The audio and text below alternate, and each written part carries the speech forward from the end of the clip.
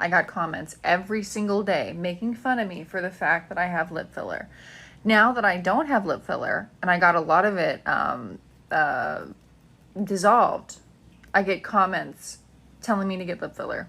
Was Kylie Jenner crying when she saw the impression she made on 13-year-old girls who were sucking on shot glasses to get big lips like hers, only to be sent to the hospital with sometimes permanent damage? That's the only reason you made money, and you expect us to feel bad for you? People want you to be beautiful, but you can't be like, oh yeah, like I go to Sephora every single day, because then you're trying too hard. So you have to criticize the beauty standards, but also embody them. We jump to criticize the makeup guru girlies. We jump to criticize the girl that got a BBL 3 times. But at the end of the day, it's like, no. Bitch, what I was trying to say is this situation got me so wet and so dry at the same time. Exactly.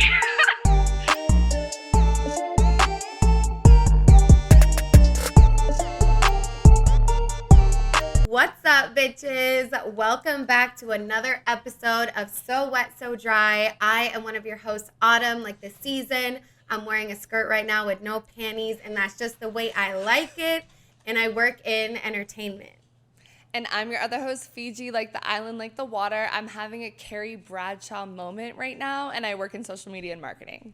If you guys are new here to the podcast, what we do is we explore duality through deep diving topics all about sex, relationships, and personal identity, all where internet trends and reality collide. We do post polls and really want y'all to submit stories for the episode, so you can do that on our Instagram at So Wet So Dry. The O's are zeros. We do that for every episode we ever post. And right now, real quick, we'd really appreciate it if y'all took the time to subscribe, follow, whether on YouTube, Spotify, Apple. You can rate us on some platforms, leave a written review on Apple exclusively. It really helps, and it takes literally 5 seconds. If you're listening on YouTube, you can click our Spotify link in the description. Head over there. We have listener support. You can rate us, follow us. It would mean so much. So just go do that real quick and come back. Today, we're talking about the pursuit of beauty, our culture's beauty obsession, beauty sickness, the allure of effortlessness when it comes to beauty, the double bind of beauty, and so much more. Yes, but before we get into all that, we're going to start the episode as we always do, talking about what we're so wet and so dry about in this very moment. So I'll go first. Like I said, I'm having a Carrie Bradshaw moment right now, guys. Like, I went through another, breakup, but it's not even a breakup because it was a situationship that lasted over a year. But, I really feel like this time is the end. I had, a really good therapy appointment. And I feel, sad but, motivated, you know? We had a really good talk about, I just usually go back into the same cycles of partying and I work out now. I'm healthier in a lot of ways than I used to be, but I'm not doing enough socially that's feeding me and meeting more people like me. Yeah. So I really want to do that. I downloaded Eventbrite. They have an app, and I was looking at arts and cultures events. So I'm going to an Audre Lorde library event on Tuesday. You're gonna meet smart ass people. Right. It's so Emerson, and I'm I feel like I used to not want to do those things. I was oh, that's nerdy, that's not cool, whatever. But that's what I'm into. It helps the podcast. I want to meet people that are like that. So catch me at the library, catch me at the thrift store, catch me growing myself in new ways now, you know? And I feel like it's wet that the cycle's not invisible anymore, because I feel like there's a time where you couldn't really see it or get it, and now you're oh my God, I'm seeing it so clear. So that's huge, bro. Yes. I love that. This week I'm so wet because I've been having some sex dreams about people. I had a sex dream about my delusional crush online that I always talk about. And then I also had a sex dream about Jade Fox, who's a content creator on all the platforms, super hot. But yeah, my dreams have been hitting, so visual, so sexual. And it's obviously just because I've been celibate for over a year. But honestly, the dreams just inspire and reassure me that I still am that bitch. I feel in the dreams I'm acting accordingly, how I would move honestly in real life. So yeah.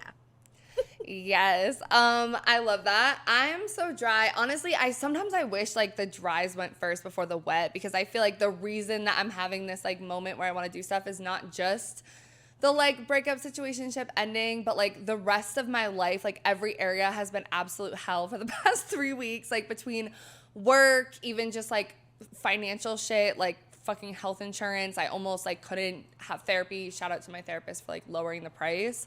But like I've just been like a stressed fucking mess, and I started to like regress mentally. I was like having sleep paralysis, like bad dreams. Like I was just not like okay. And I think I don't think I would have done anything about it though if the situationship thing hadn't ended. So I'm like, I'm not trying to like linger in it, but I'm just like realizing how like I can get really fucking stressed, and I don't like let myself be stressed sometimes, or actually do things that are gonna like change the position I'm in versus just like temporary fixes. Yeah. You know? So yeah. And that's part of the cycle too. Like exactly. And it's exhausting. Fiji's really had a rough 3 weeks, y'all. It's been crazy. Like I've honestly been at a loss for words. Like I don't know what to say anymore. We just meet and I just start bawling my eyes out because the grocery and I'm like, order didn't have everything. Bro, I know. That was so It was sad. just rough. That was your breaking point. I'm so dry, kind of about the same reason. Like I just feel like we were both talking the other day, like we're in very transitional parts of our lives. Like we're 26. It really is giving like quarter life crisis a little bit. Yes. I mean, I've been saying it for the past 6 months, but I seriously am looking to not work in what I'm working in anymore. Yeah. And like I'm willing to like be customer service to like not do it. Like I just can't anymore. Sexy barista. Barista, I know. But you give me this dream. I have no experience though.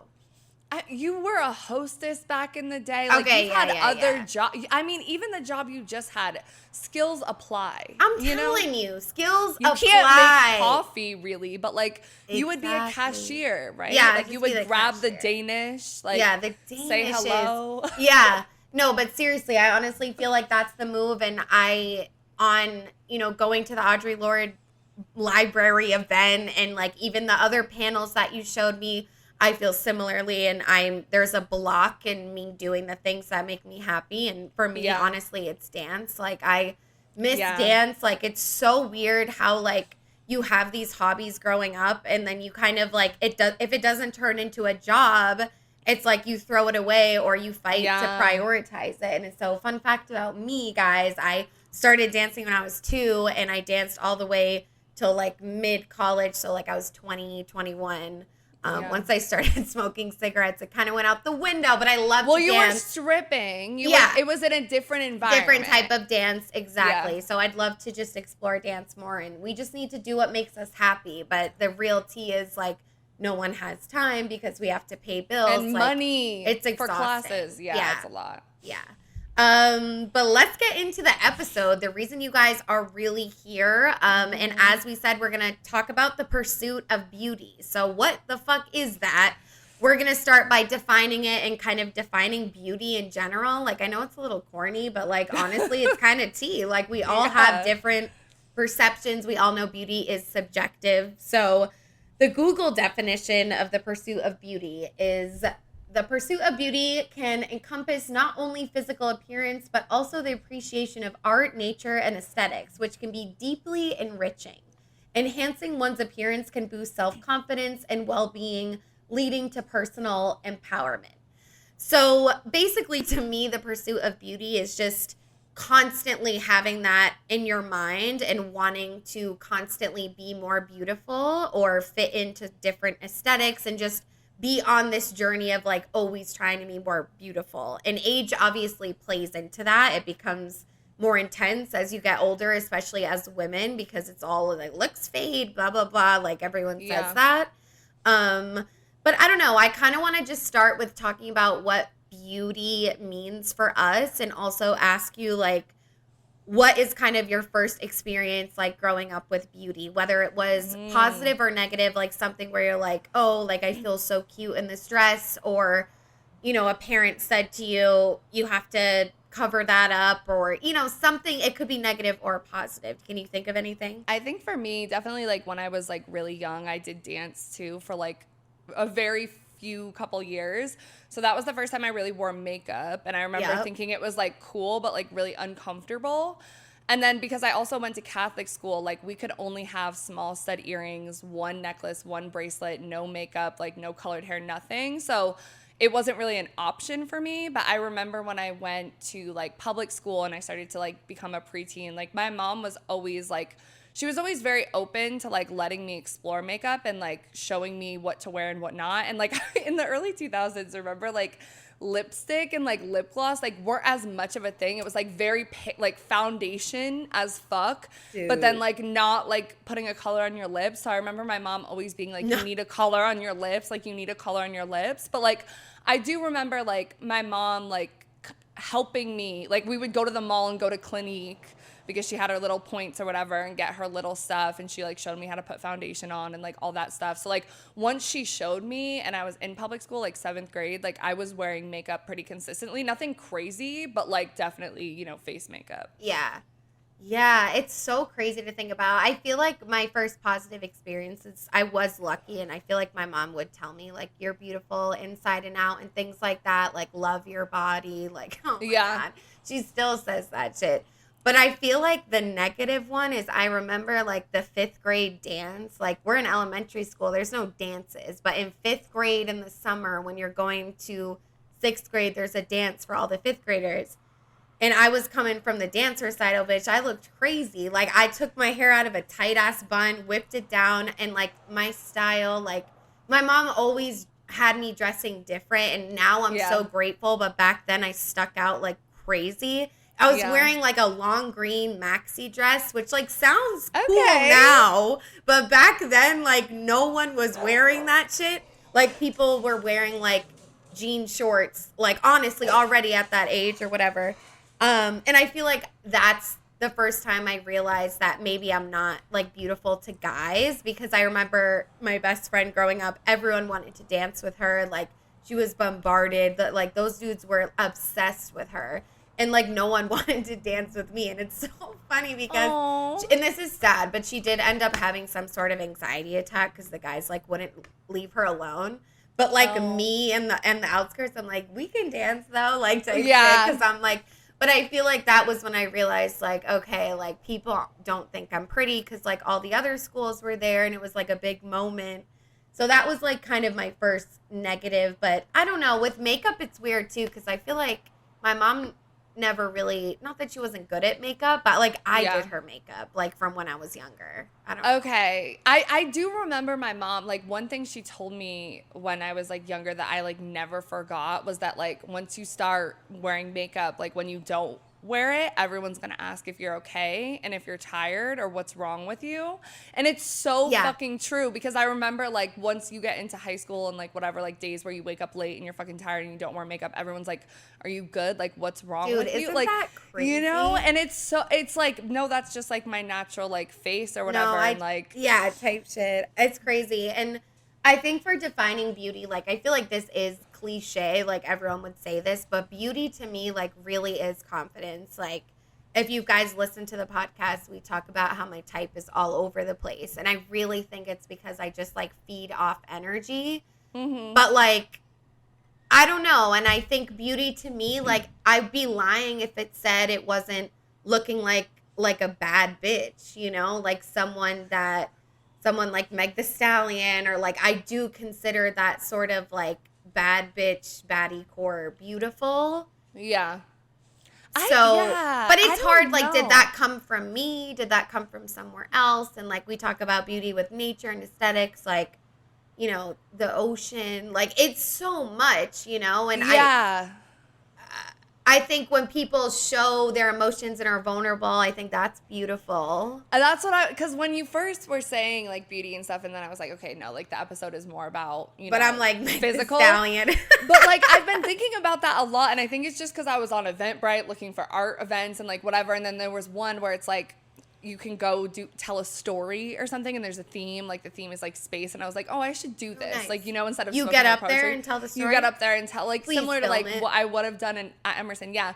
But I was thinking, like, I'm back when I was at Emerson writing like poetry and writing more, like everything is like beautiful. Like, you know, you're finding beauty out of things and you're creating art out of them. And when I think of like beauty with like women and people, I do think it's a much more like natural thing. Like the word beautiful, I think natural, and I think that type of naturey stuff. But if I think of like baddie core stuff, I think more like hot. Yeah. Like bad bitch. Like they're different to me. Yeah, you like know? me, like completely naked, like no makeup, like Yes. laying on the sand in the beach, like That's like, beautiful. Yeah, like paint Yeah. me, bitch. Yeah. Yeah. I totally feel that. And yeah, we are mostly talking about physical this whole episode, but I do think it's interesting to just kind of break that down. And it's so true. I feel like being in art spaces does teach you that there's so much, you know, beauty in the world. But of course, in the context of this episode, we are talking about what's that word? Conventional beauty standards and things like that. Yeah. But it's interesting how we can talk about that. But then if you really get down to it, you know, you ask, what is beauty really for yourself? And it's interesting that you said women and people, because the T is like beauty has this inherent feminine aspect to it. Yes. And there's a lot of articles out there, can men be beautiful, da-da-da. And it's like. But I do think, because I like even like with the last guy I was seeing, or guy, like men that I've been with in the past, when I'm like in love with them, like I think I do like have moments where I've been with them where I'm like, oh my God, like they are so beautiful. Me too. Like about like who they are as a person in this moment and what we're sharing, like that type of stuff. So it's like, I don't know. Yeah, I've only been in love with one guy, but there was definitely times where like I would look at him and be like, damn, like you're pretty. Yeah. And especially I do like pretty boys type shit. Yeah. Like I'm gay with long hair. But yeah, it's really interesting because it's like I always say that all women are beautiful. Like you can find beauty within all women. But like for men, like I don't know. It's a little bit like you have to love them. I know that's fucked. Exactly. That's what I was going to say. It's like you have to love them to be able to see that. You don't just walk outside and see the beauty in all men. And I think that's a problem, but I'm just acknowledging it, you know? Definitely. But we asked our audience, do you feel like you are in pursuit of beauty? And it was very split. 57% said yes and 43% said no. And I think it kind of makes sense. I mean, I feel like we are in a generation of rebellion and people are trying to push away from wanting to be beautiful constantly. But I also think like maybe people are more than they think they are because it is a lot of subconscious things going on. I don't know.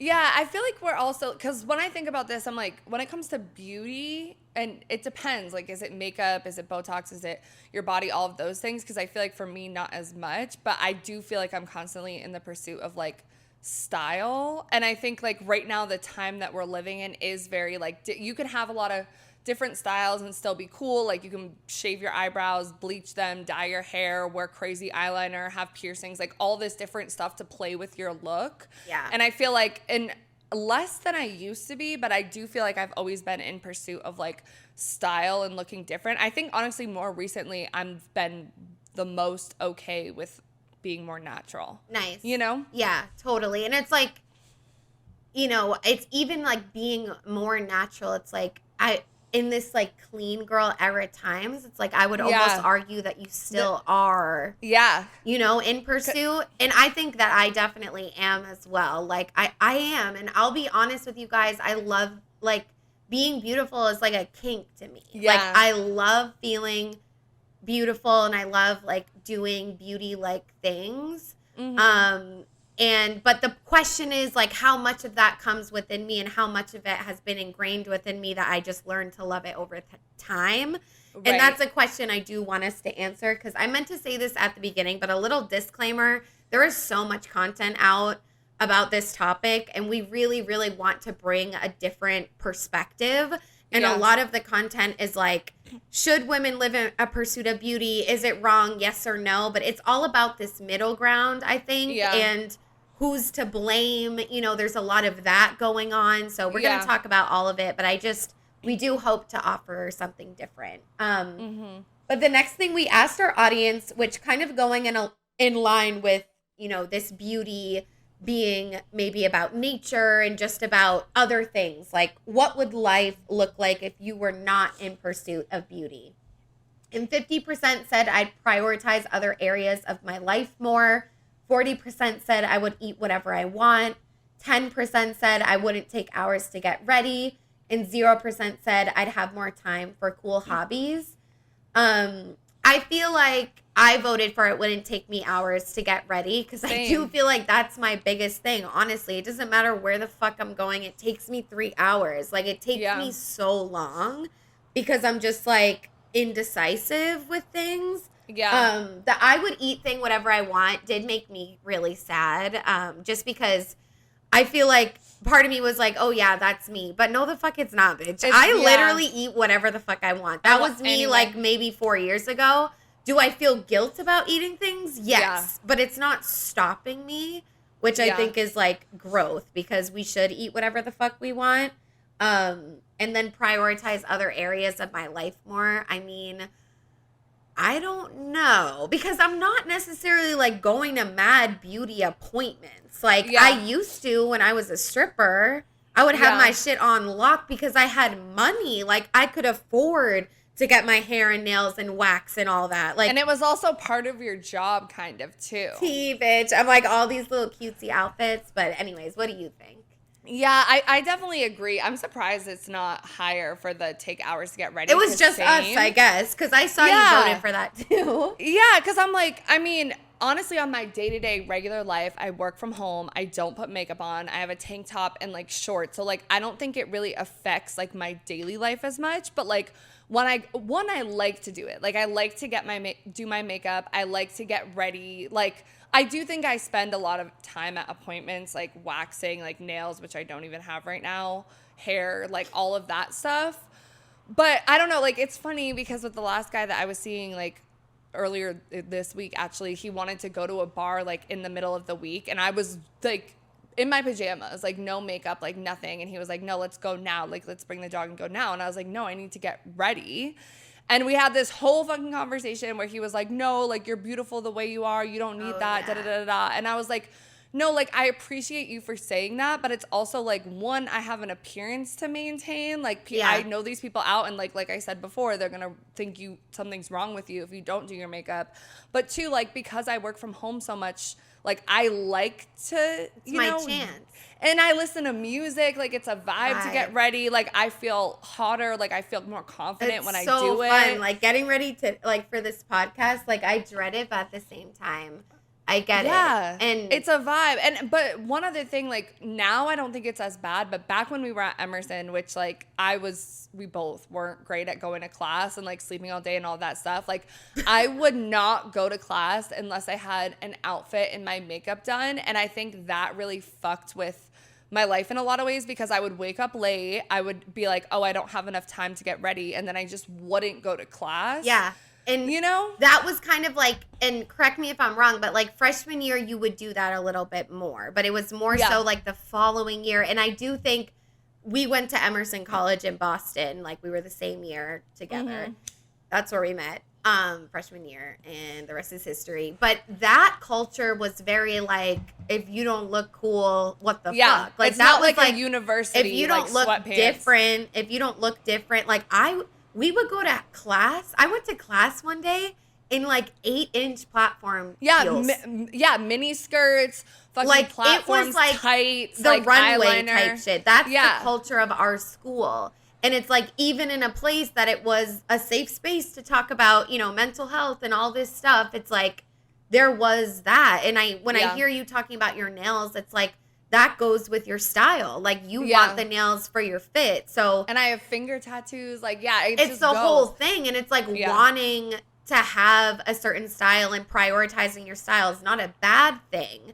But I would argue it's like, is that in the pursuit of beauty, or is she just like a fashionista? Like, some people like to play tennis and she likes to have bad bitch outfits, you know? And it's like, So it's just so much, like, beauty is so, so broad. Fiji found this quote from a New York Times article, and we really liked it.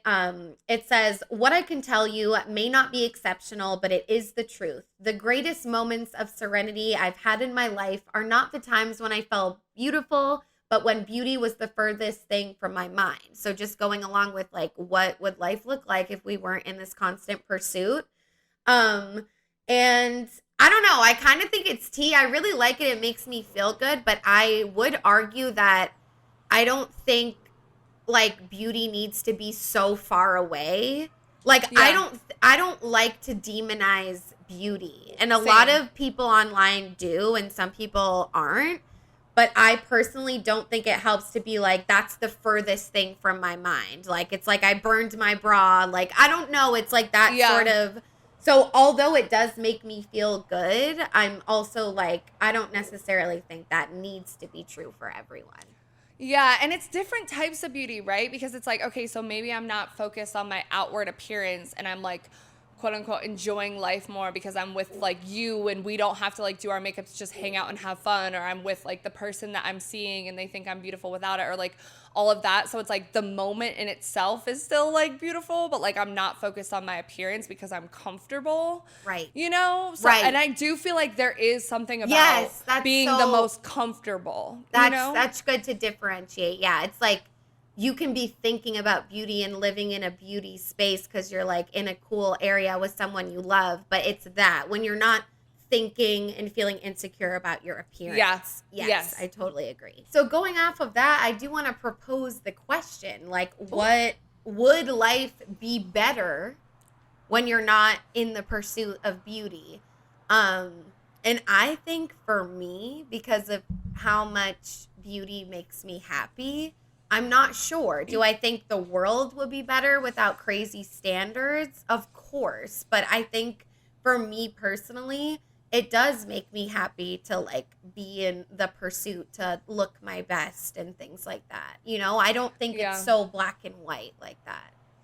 Yeah, I don't know like what my life would be like. I do, and I feel like this sounds like narcissistic and like whatever, but I do remember being younger and being like seen as beautiful to boys and always kind of wishing that I was ugly, like in a weird because I don't really, you know what I'm saying? Like I like obviously like it's a privilege and like it's gotten me shit and like whatever, but I do remember thinking like if I wasn't seen as like beautiful and like those things, like would I be seen as smart, or would I like have different things to focus on, you know, like that type of stuff. Yeah. But at the same time, it's never been like I've always also actively tried to make myself prettier. So like, you know. Yeah. It's so crazy because like boys didn't want me until high school. So like, because I was like different in middle school. Like I did not hang out with the quote unquote cool kids. Like I played Littlest Pet Shop in the library. Like I was like nerdy and like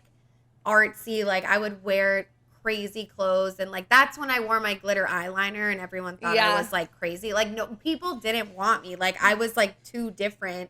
And then in high school I started to conform, and I became quote unquote attractive to the young men around me, and then I was like, oop, I'm gay. So it didn't even matter. Like it was exhausting, bro. Like, but I feel you, because I remember even being in like middle school and like I always liked like goth whatever type music, like emo shit, but I remember being like, oh, because I was seen as pretty and popular and I was like new, that like I couldn't do the weird nerdy shit or like edgy shit that I wanted to, because I had an image to maintain. So like I feel like it's nice when you're younger and you don't give a fuck as much, like before that puberty shit hits and you're like whatever. But now what would honestly, like my day to day, like working remotely, like I nothing not would change. care. Our cameras are off. Like it's the same. So it's like beauty doesn't take up as much of my life as I think it used to. Yeah. And this directly goes into what I want to talk about next. So I watched Shan Spear's video on YouTube called Our Obsession with Beauty is Dystopian. And she was like, you know, beauty's a complex subject. Like, what even really is it? It's a multitude of things. It's not just appearance. It's color. It's sounds. It's textures. Yeah. And then she goes on to say beauty is power. And this is what I was going to say. If you're not living in a pursuit of beauty as a woman day to day, you can't access that beauty is power mentality, that maybe people will take you more seriously if you look more beautiful and all of that. So she says beauty is power, but it's a conditional power that is not ours to have. It's usually for other people, typically men. If you define beauty by our culture's fucked standards, it's impossible to have for your entire life. Like, you can't be beautiful forever, that idea.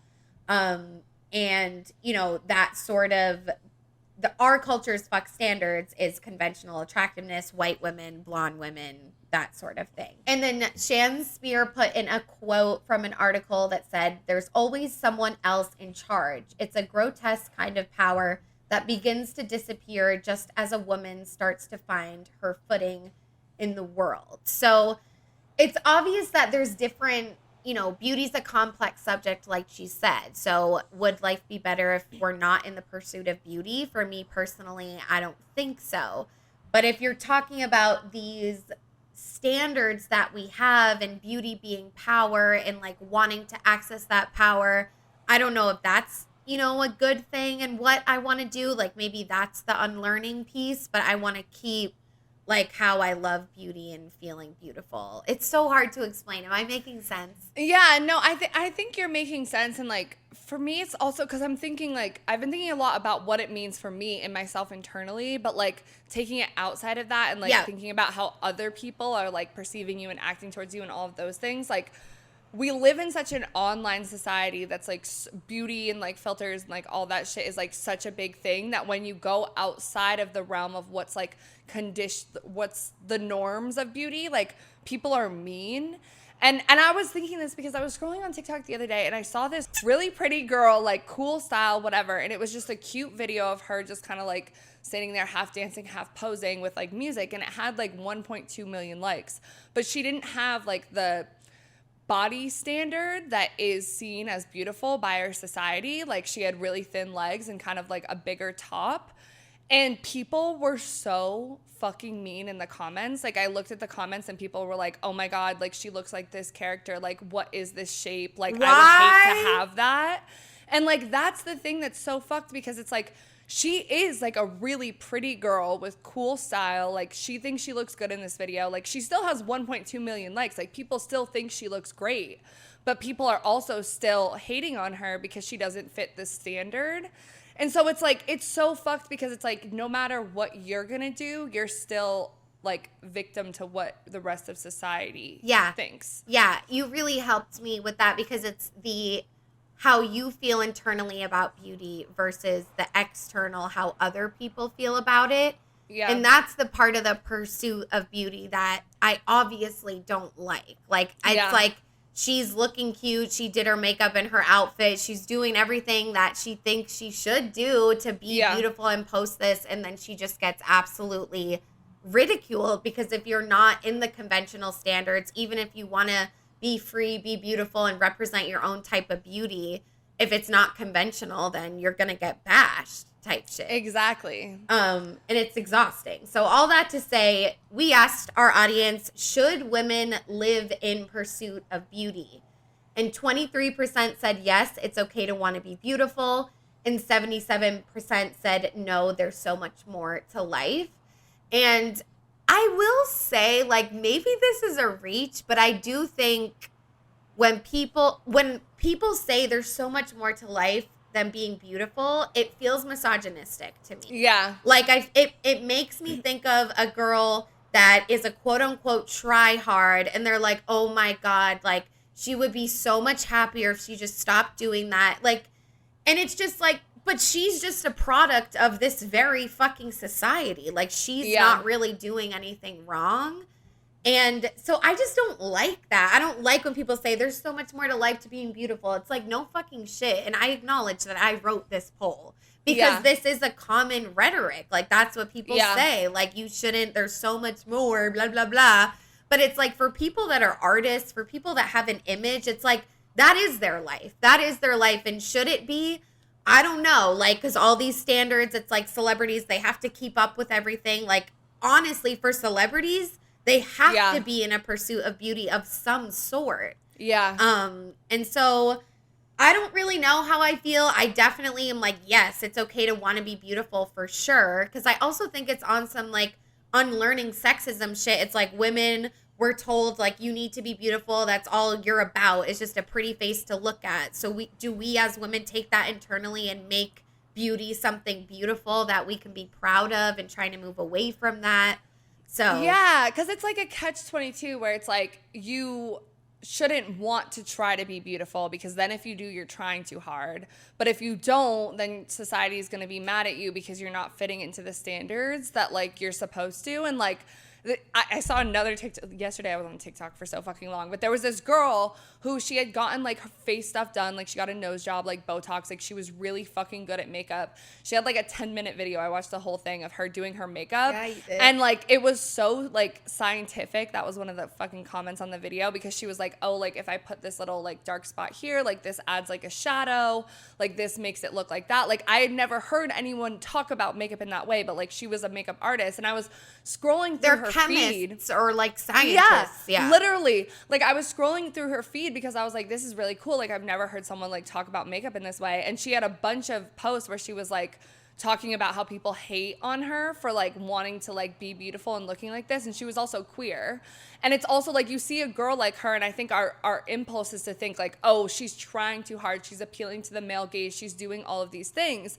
But this is just her hobby and her passion. And she likes to like play with looks and look at shadows and like do all of this stuff. So it's like, you know, you have the girl that I talked about before in the TikTok where it's like, oh, you're not fitting into these things. But then you have a girl who's fitting into the male gaze, but isn't even doing it for the male gaze. She's doing it because she wants to. And that's still not okay. So no matter what, you're fucked. And I think that's what's missing from a lot of people's content is like, it's also just okay though. Like maybe she's not doing it for the male gaze.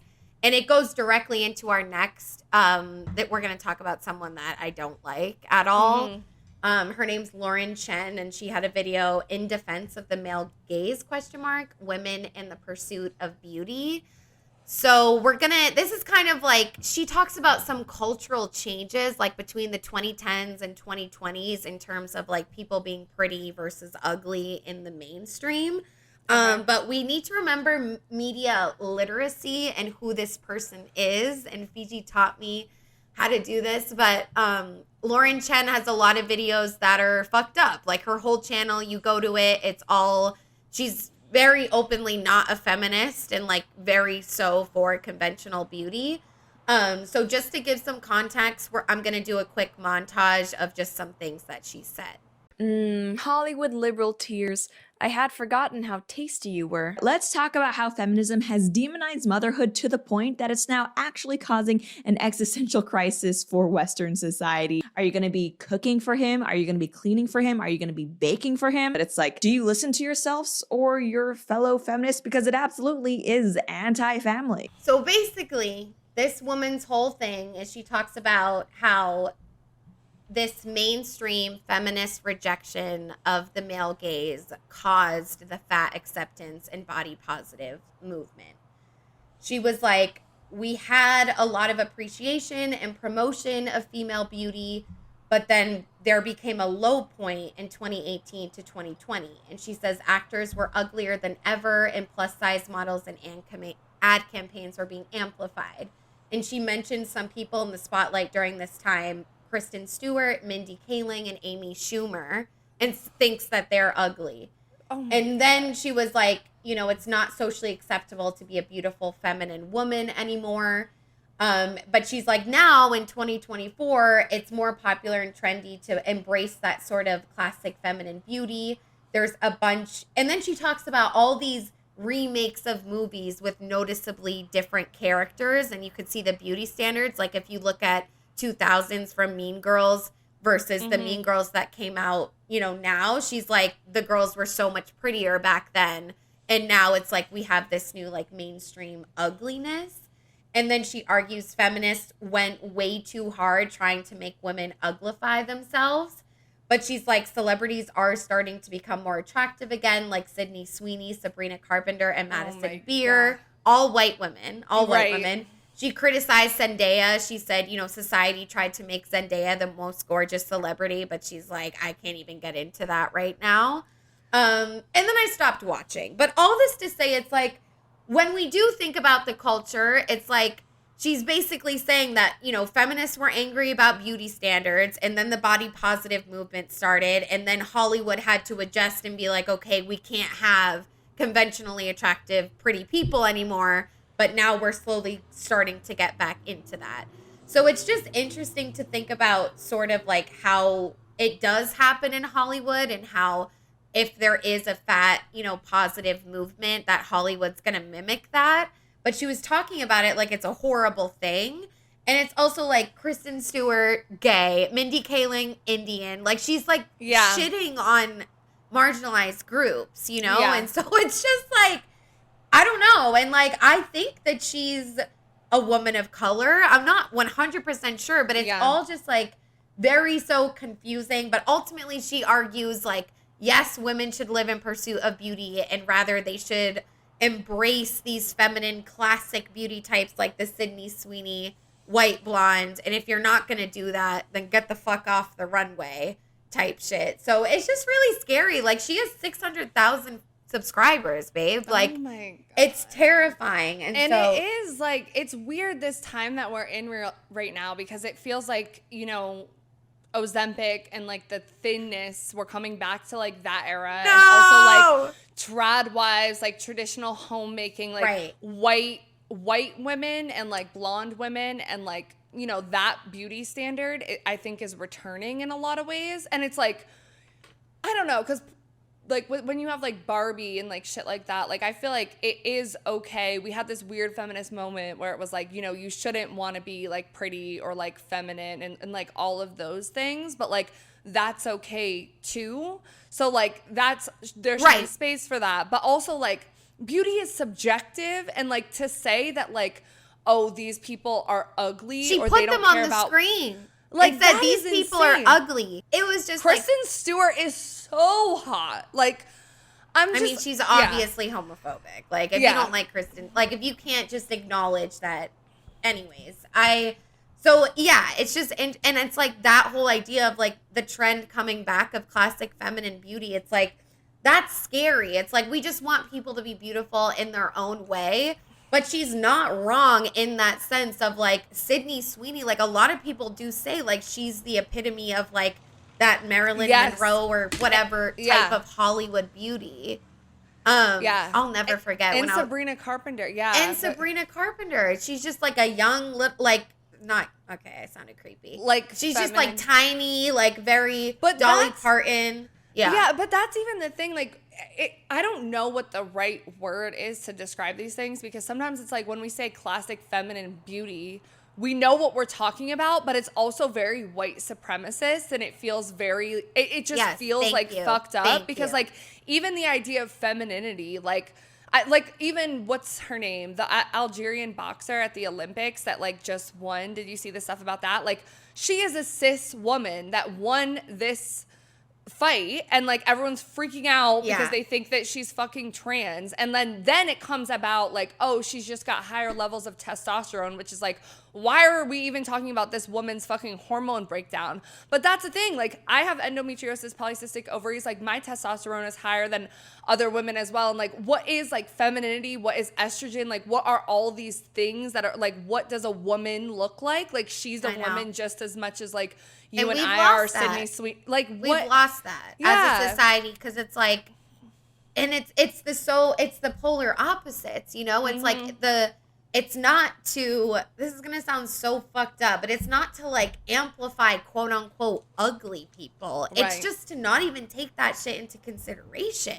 It's like, that shouldn't more of a diverse pool of what a fucking woman looks like, you know? And in that is like trans women as well. Like, it's not just cis women, like, and men can be feminine too. Like, you know, our idea of what is like beautiful, even how you were saying in the beginning, like, it's kind of weird that we don't call men like beautiful at all. And like, maybe we do need to like reconsider it. And it's funny because like sometimes when I'm hanging out with like some of my gay male friends, like the way that they talk about men and like being beautiful is like, it's like interesting to me because they I'm like, feel oh, it. like they feel it, they see it, they whatever. And I'm like, that's kind of a nice thing. Like, I think we should bring back seeing like beauty in men. Yeah. Obviously not like the 'Cause I think, bad, like, whatever.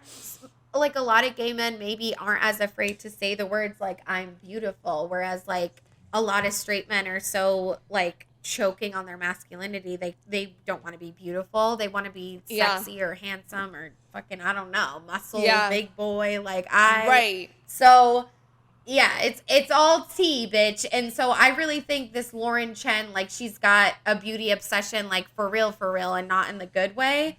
But going back to Shane Spears' video, she talks about beauty obsession and this idea of beauty sickness. And when she says beauty sickness, what I thought of, it's like this disease where you just want to be beautiful. It's all consuming. It's hurting you. It's not like the fun type of style personality trait. It's more so like you are keeping up with these maintenance appointments, and like you wouldn't be caught dead going outside. Like if you needed to run outside to go get something, you would without makeup. But it's like, Yeah. if you literally can't leave your house without it, Yeah. like that's a big problem. But it's also not your fault, you know? Yeah. But anyway, so she talks about the idea is that if you're focusing on unlearning beauty culture, that you have to throw your heels and dresses in the garbage and light it to flames and just be that polar opposite. Say, forget about all of it.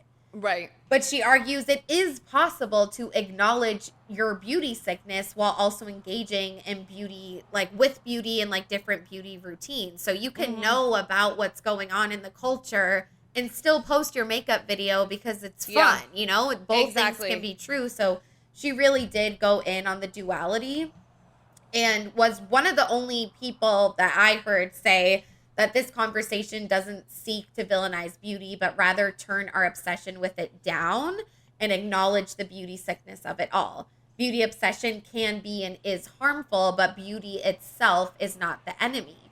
And rather it becomes a problem when it's a need rather than a desire or a expression. And then a quote that she shared was, knowing better is not enough to protect you from the beauty ideal, not when so many other elements of your culture promise you that your happiness is bound to achieving that ideal. And then lastly, she says, beauty is at once something we must embody and openly criticize, or else we are a part of the problem, and somehow not the culture that enforces it. This conditioning is not something you can just switch off with media literacy and a course in feminism. And then she talks kind of about how like the times have changed. You know, back in the 2000s, it's like you see celebrities and these ideals in the media and on TV. Now it's like one of your friends posts a Now it's like one of your friends posts a fucking picture in their bedroom, like literally chilling, but looks fucking perfect. And maybe it's not a friend, it's just your everyday bitch. Like, we have so much more access to it all. But it's crazy that like that sentence really spoke to me. The beauty is at once something we must embody, but also openly criticize, because people want you to be beautiful. But you can't be like, oh, yeah, like I go to Sephora every single day, because then you're trying too hard. So you have to criticize the beauty standards, but also embody them. And it's just like, what the fuck? Like, and we jump to criticize the makeup guru girlies. We jump to criticize the girl that got a BBL 3 times. But at the end of the day, it's like, no, they're not the ones that are... they're the ones, you know, maybe falling victim to this. And do the more people that get BBLs like affect the culture? Yes, but again, I still don't think these women are to blame for like setting a new standard, because they set a new standard within a culture that like literally needs these standards to thrive in the beauty industry and all of that. Yeah, because it also like makes me think of like how important your own like relationship to these things is, and like journaling or thinking and reconsidering like why you're doing things. Like even like when I'm working out and like stuff like that, or trying to eat healthy, like I've been counting calories lately. Like sometimes I have to stop myself and be like, is this because I want to be thinner and I hate my body, or is this because I want to be healthier, or is this because like working out is good for my mental health? Like I don't know every day, and one day it could be, because it's my mental health. And is that better than me wanting to be a little bit thinner? Like, I don't fucking know. Like, you're working it out in your own self all the time too. But beyond just yourself, you also have to consider what your first thought is when you see someone else. Like, if you see a girl that's a little bit heavier and you're working out to try to be like thinner, you should not think like, oh, like that's not attractive. Like, you have to check yourself when you're looking at other people too. Yeah. So it's like, but it's so much to do at the same time, because it's like, you can't, if you're just swiping on TikTok and you see a girl doing your makeup and you're feeling insecure about, you know, how you look and all of these things, it's easy to kind of like project that onto her and be like, oh, like she's trying too hard, she's doing too much, like whatever. Right. So it's like, it's both, you're managing like yourself, you're managing how you look at other people. And that's, I think, where it starts. Like, I don't know. I think I used to be someone that did judge other people for how they looked. Like, genuinely, I'll be fucking honest. But now it's like, I literally don't do that fucking ever. Like, I literally look at everyone and I'm just like, damn. But I still don't feel that way within myself. And I've had to learn, like, I've had eating disorders before. Like, I've went to recovery programs, like, and it did change me, you know. And it took a while for me to learn that just because you want to lose weight doesn't mean you have like a fucking problem. Right. Because you have to almost convince yourself, no, like, I can eat whatever I want. I can't fall victim to this. Like, but it's like, you still have autonomy. Like, what if you genuinely do want to lose weight or gain weight? It's like, you should be able to do that without it being this big, deeper meaning. Because maybe it's just as simple as that, you know?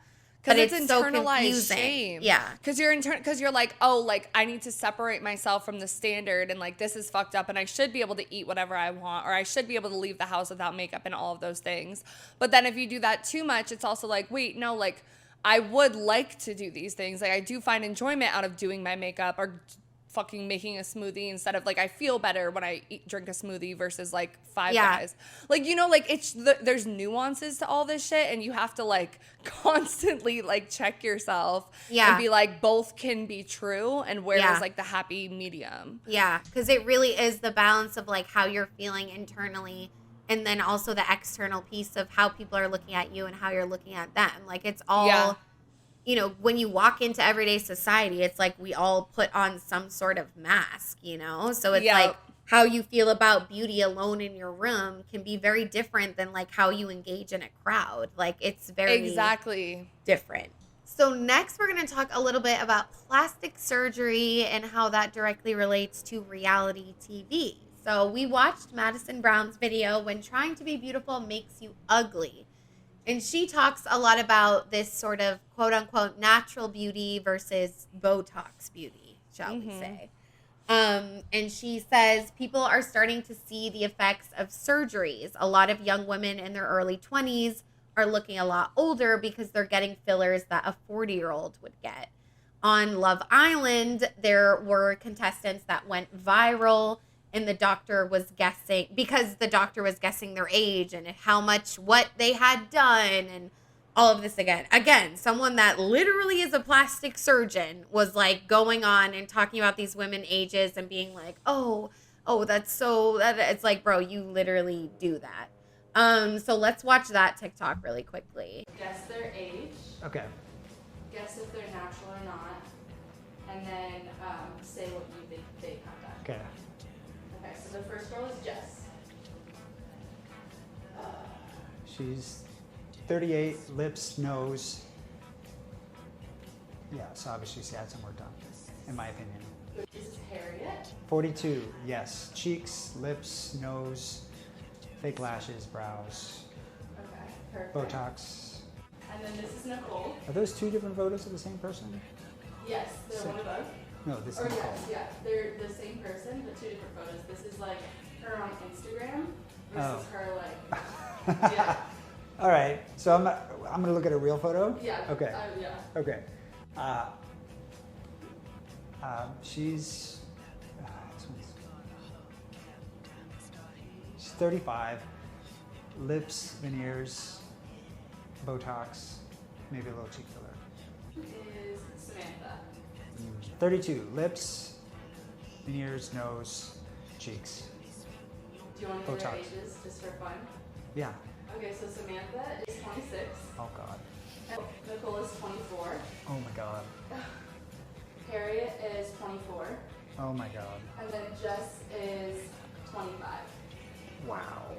Yeah, I mean, obviously I don't watch this show. Maybe I should, but this is crazy. Yeah, I mean, I think that, you know, plastic surgery and injectables done incorrectly can make you look older. So, boy, I was really off. Okay, I'm gonna be like super real. I don't know how I feel about this because I have watched these videos from plastic surgeons and stuff before, and I kind of do find them interesting because I don't know why on my Instagram I've been coming across a lot too, like showing like it'll be like someone's face and then like what exactly they did to get that. Yeah. And like obviously this guy is like completely off, but like on one side I'm like it's a profession, like this is like what you do. It's kind of interesting to hear from an expert like what he thinks and what's not. And like I do think like within these beauty standards, one of the things that's scary to me is that there's a difference between like with everything, there's like levels to like the quality of like what you're getting. And I know someone personally, so do you, that went to get a BBL somewhere for cheaper and had it go wrong, like had it kind of backfire and it caused like a bunch of issues and stuff like that. So it's like I do feel like because it is like a profession that I'm not against people getting like plastic surgery or getting Botox or BBLs or any of those things. Like I do think it's kind of like important to still have like someone like who is doing that criticize the quality of the work because it educates people more about like how much you should be paying and what you should be getting and like all of those things, like how it's supposed to look versus how it's not, because at the end of the day it is somewhat of a medical-ish procedure, like you know, like you don't want to go to a nail salon and get like a disease in your nails, like that kind of thing. Yeah. But like I don't know, like I get what the second woman, and I love her stuff, like we've used her before. Like, I love everything she says. And, like, it's a little iffy because it's kind of, like, along those lines of, like, okay, well, the plastic surgery industry does exist. Botox does exist. I think we should have people be able to have those professions and criticize, like, unfortunately, it's the work that is permanent on someone's face. But, like, similar to how a hairdresser would be like, oh, like, you just bleached your hair and now it's falling out. Like, that's not how it's supposed to be done because it's, like, bad for you, kind of, like, I don't know, you know? Yeah, I think the way that they, like, how some people do it, like, the way that it's the woman on the screen and they're like, oh, it's, like, bad on her. But it's, like, I wish the direction was more like, oh, her surgeon really messed her up. Right. And it's not about, like, because it's just, like, it's weird. And I've seen a video on YouTube that was, like, all the work Sabrina Carpenter's have worked on. I love Sabrina Carpenter. I did click on the video. But I felt super, like, me personally, I did feel like it was, like, a huge picture of her face. And this person's, like, pointing to her nose and pointing to this cheek dimple. It felt violating to be watching that to me. But I do completely understand that, one, it's interesting. Two, yes, it all exists. And if you want to go get work done to your face, you need to know what the fuck you're doing. Because that's your face. That's not something to mess with. You know, you can go to McDonald's and get cheap food, but you don't want to get the cheap BBL. Like, your body and your face is not something to fuck around with. But I do feel, but maybe that's just, like, still, you know, unlearning misogyny. It's like I'm not able to look at that without seeing so much misogyny. But it's like, if that was a man's face, I'd be like, oh, what the fuck? You know, who gives a fuck that you're talking about that? I think it's just like, I just have this lens of like, oh, man, doctor, bad.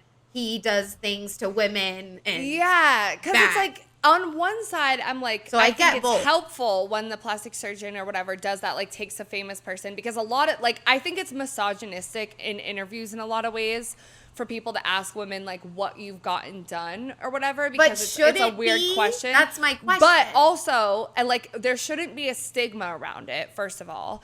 And second of all, I think it's also important for us to be educated on Sabrina Carpenter was not born this way. Like, she doesn't wake up in the morning looking like that. And I think young girls need to know that, like, you know, there's like a cost. It's classism and stuff as well, because for you to have like Botox that looks like you've never had it in your life or you've never paid for it, like, you're paying a premium price and you need to have access to those things. Yeah. So it's like, it's kind of like the Instagram filters and like all of that stuff. I know Instagram and whatever parents are talking about social media and beauty standards, where it's kind of like, there needs to be like some sort of education, like even AI, like this photo was altered, like now they're adding this photo was face tuned, like things like that to images. And is it like, is it fucked up in some ways? Because then it's like embarrassing, but why is it embarrassing? Because there's a stigma. And like, so it's a little iffy. I mean, I do agree with her that for all of them to know the actual ages of these women and then like post it after is like a little bit like disrespectful like to those women. But I think it's also like, unfortunately with these things, like how else are you going to have the conversation without like examples of it? And I don't want to demonize these women or be like that they're so fucked up for being in the pursuit of beauty. Yeah. Or even like Madison Brown's title, like, you know, when beauty makes you ugly, like even calling them ugly, like that, it's like a little bit, oh my fucking God, the wind. But yeah, I do feel very like two ways about this because one, this is Love Island UK. So it's like the UK is different beauty standards than I think American beauty standards. Like the cast of Love Island US is completely different than the UK. So we're also engaging in a culture, at least in America, that we don't live in, where like beauty standards are different.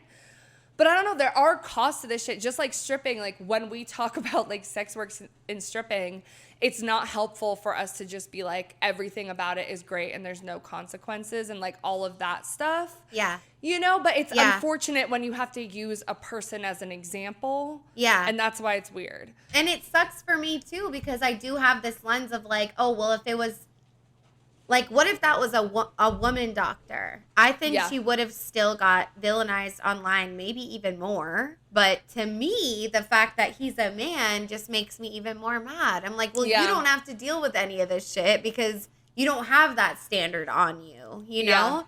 But so I don't know. I think it's like there is a way to go about it. And I think we do need education. But I'm just like, it's off-putting because it is brand new. We've never experienced something like this before. Yeah. So, but more with Madison Brown's video real quick.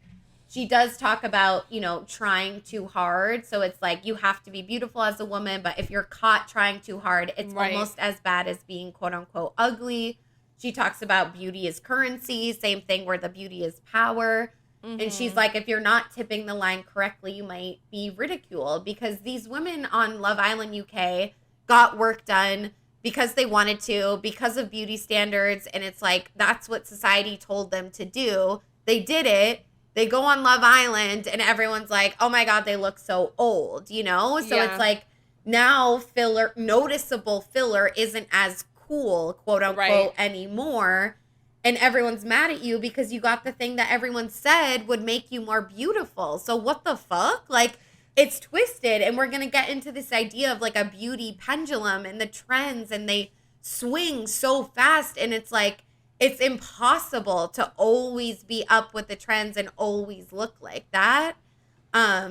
So, you know, and that's just on unlearning societal beauty, because if you find your own beauty and live in a world where you just, you know, exist in that and try to block the other shit out, it's a lot easier, but it's, you know, damn near impossible when it's all around us. Yeah. And especially that whole thing of like, you know, you're trying too hard and it's like, okay, you're supposed to get it, but then if you get it and it's obvious, then you shouldn't. And it brings me back to like how you said Sabrina Carpenter, because it's like, what works about what she has done is that it's not noticeable. Like, you can't tell.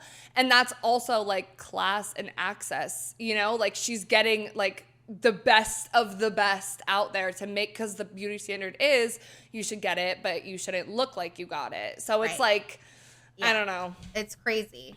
And another video about this was done by Jordan Teresa entitled The Aftermath of the Instagram Face. So she echoes the same thing about how noticeable plastic surgery / injectables are on the downturn. It's not like no one should get them anymore, but it needs to be like completely fucking hidden, effortless. And she's like, society tells us to be on this pursuit of beauty constantly, but the second someone looks as if they tried or are actively trying, they're rejected and publicly humiliated. She argues that a lot of girls on reality TV are, you know, they try to make the girls seem as if they're trying too hard for beauty and fame. Like they did all of this work on their body to be on the show and to be on Love Island, when that's not really a requirement, but is it? Because everyone who was cast, a lot of people did have that. So she just kind of echoes the same thing. I really liked her video, and she does live in the UK. She's I'm from the pretty UK, sure. yeah. She Yeah. had this whole part on the video of like injectables in the UK because it is so different. Yeah. But I still think it's like, you know, that sort of when it comes to like a Netflix show, it's like Love Island in the UK is just as much watched here because that's where it all started. Like that was the original, I think. And so in the US it used to be transfers a bad. little bit. Yeah. Yeah. The US Love Island used to be terrible, but this was the first season that was like everyone's good or fucking whatever. loving it. Yeah, people used to love the UK one more, but this season in particular was okay. Yeah, but people went crazy. So we asked our audience, how do you feel about many women in this generation choosing to get plastic surgery / injectables? And 62% of you guys said it's cool, but it causes a shift in the culture. 23% women can do whatever the fuck they want. And 15% said they don't need it. It's sad. And I don't know, like, I think I put women can do whatever the fuck they want. And, like, it's weird because this also, I remember what I was going to say before. I had forgotten. But, like, when you think about, like, Kylie Jenner and how she got, like, the lip injections. Get into her, yeah. Okay, so should I wait? Yeah, wait. Okay, I'll wait. But, yeah, I think women should be able to do whatever they want. It is a little bit scary when you are a person that's like in the spotlight and you have an effect on the culture, and then like you're kind of how we were talking about the dating paranoia guru girlies and like what they should consider and who they're affecting and like all of that stuff. Like that's like a little bit different because your average person isn't the same as someone with a platform, but at the same time they're just human and they're on their own journey as well. Right. And like I don't know. And the media literacy piece too, like that video with the doctor, like I didn't go to the page. I didn't Google the doctor to make sure he's legit. Like, I know it's not, but he could be fake and I would have fell for it. It's like that media literacy piece. Like, is he a legit plastic surgeon or just someone that has a shirt like that, you know? Right. So it's crazy the effect it can have depending on where you're at. But I don't know. I voted for it's cool, but it does cause a shift in the culture. I just feel like people need to be more honest about it because it's like this idea that it needs to be so hidden and it's like no one should know about it. That's what makes people feel like they're not good enough because they don't even know that you have that done. But also, should it be on you to fucking scream it from the rooftop? No. So it's just like so confusing. But I do want to drop some stats because it is true that like this generation has been getting more injectables than kind of in a long time or ever before. So this is an article from Forbes. It says the quest for eternal youth is as old as human civilization, with countless myths, stories, and quests centered around the elusive fountain of youth. However, unlike the alchemical pursuits of the past, today's anti-aging movement is grounded in the rigorous disciplines of science and technology. Globally, the anti-aging market was $62 billion in 2021, with expectations that it will increase to around $93 billion by 2027, according to Statista. The business of staying young is experiencing unprecedented growth. This booming sector is driven by a confluence of technological advancements, cultural shifts, and an aging global population increasingly willing to invest in products and services that promise to slow the signs of aging and enhance physical appearance. Treatments using toxins such as Botox and fillers increased by 41% from 2020 to 2021 in the US, with more than 5.5 million procedures conducted, according to research from the Aesthetic Society, an organization that tracks procedures. While the global Botox market was valued at $6.4 billion USD in 2022 and is expected to reach $15.2 billion by 2030. Cultural attitudes towards aging and beauty have also played a crucial role in the industry's expansion. There is a growing societal obsession with maintaining a youthful appearance, fueled in part by media and social media portrayals linking beauty and success to youthfulness. Many women may imitate their ideal media personality due to social, psychological, and practical rewards associated with this ideal and the belief that their life would change for the better. The rise of the self-care movement has further contributed to the industry's growth, with consumers increasingly viewing spending on beauty and anti-aging products as an investment in their well-being and self-esteem. overall, around 50% of US consumers now report wellness as a top priority in their day-to-day lives. This has broadened the beauty and anti-aging market, making it not just about vanity, but health, wellness, and personal fulfillment. Yeah, this is a lot. So I know I just kind of ripped through that because I thought it was all super important, but it's just like, you know, money doesn't lie. Like going from 60 billion to 90 billion in this market is crazy.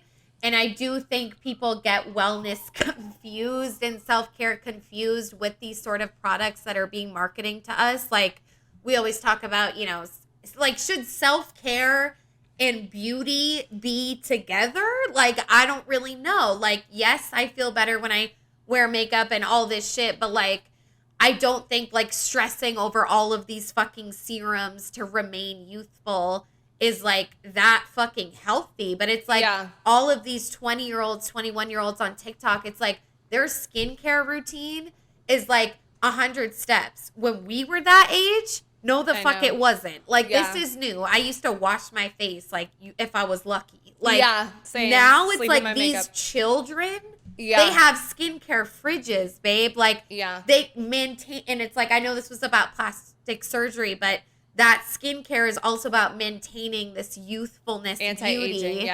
And there was like this article about this woman who wore sunscreen on her face for 40 years, but not her neck.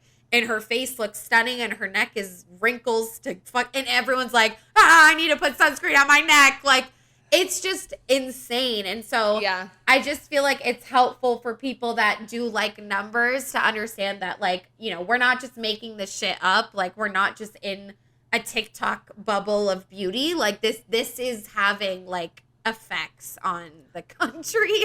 And I think it's like, it makes me think a lot about like, you know, that filter that went around on TikTok where it was like you in 50 years or whatever, and people were doing it and you looked like old and wrinkly. Like, I remember doing that and being like, oh my God, like crazy. I need to stop smoking cigarettes, like whatever. But it's like, I think like our culture, our media, our society has always had a fucking problem. And I was thinking about this as you're reading, like with aging, and I'm like, on one side, it's like, okay, people are living longer now than they ever have in the past. And we also have Instagram and social media and all these things where we're seeing people being active like well into their age.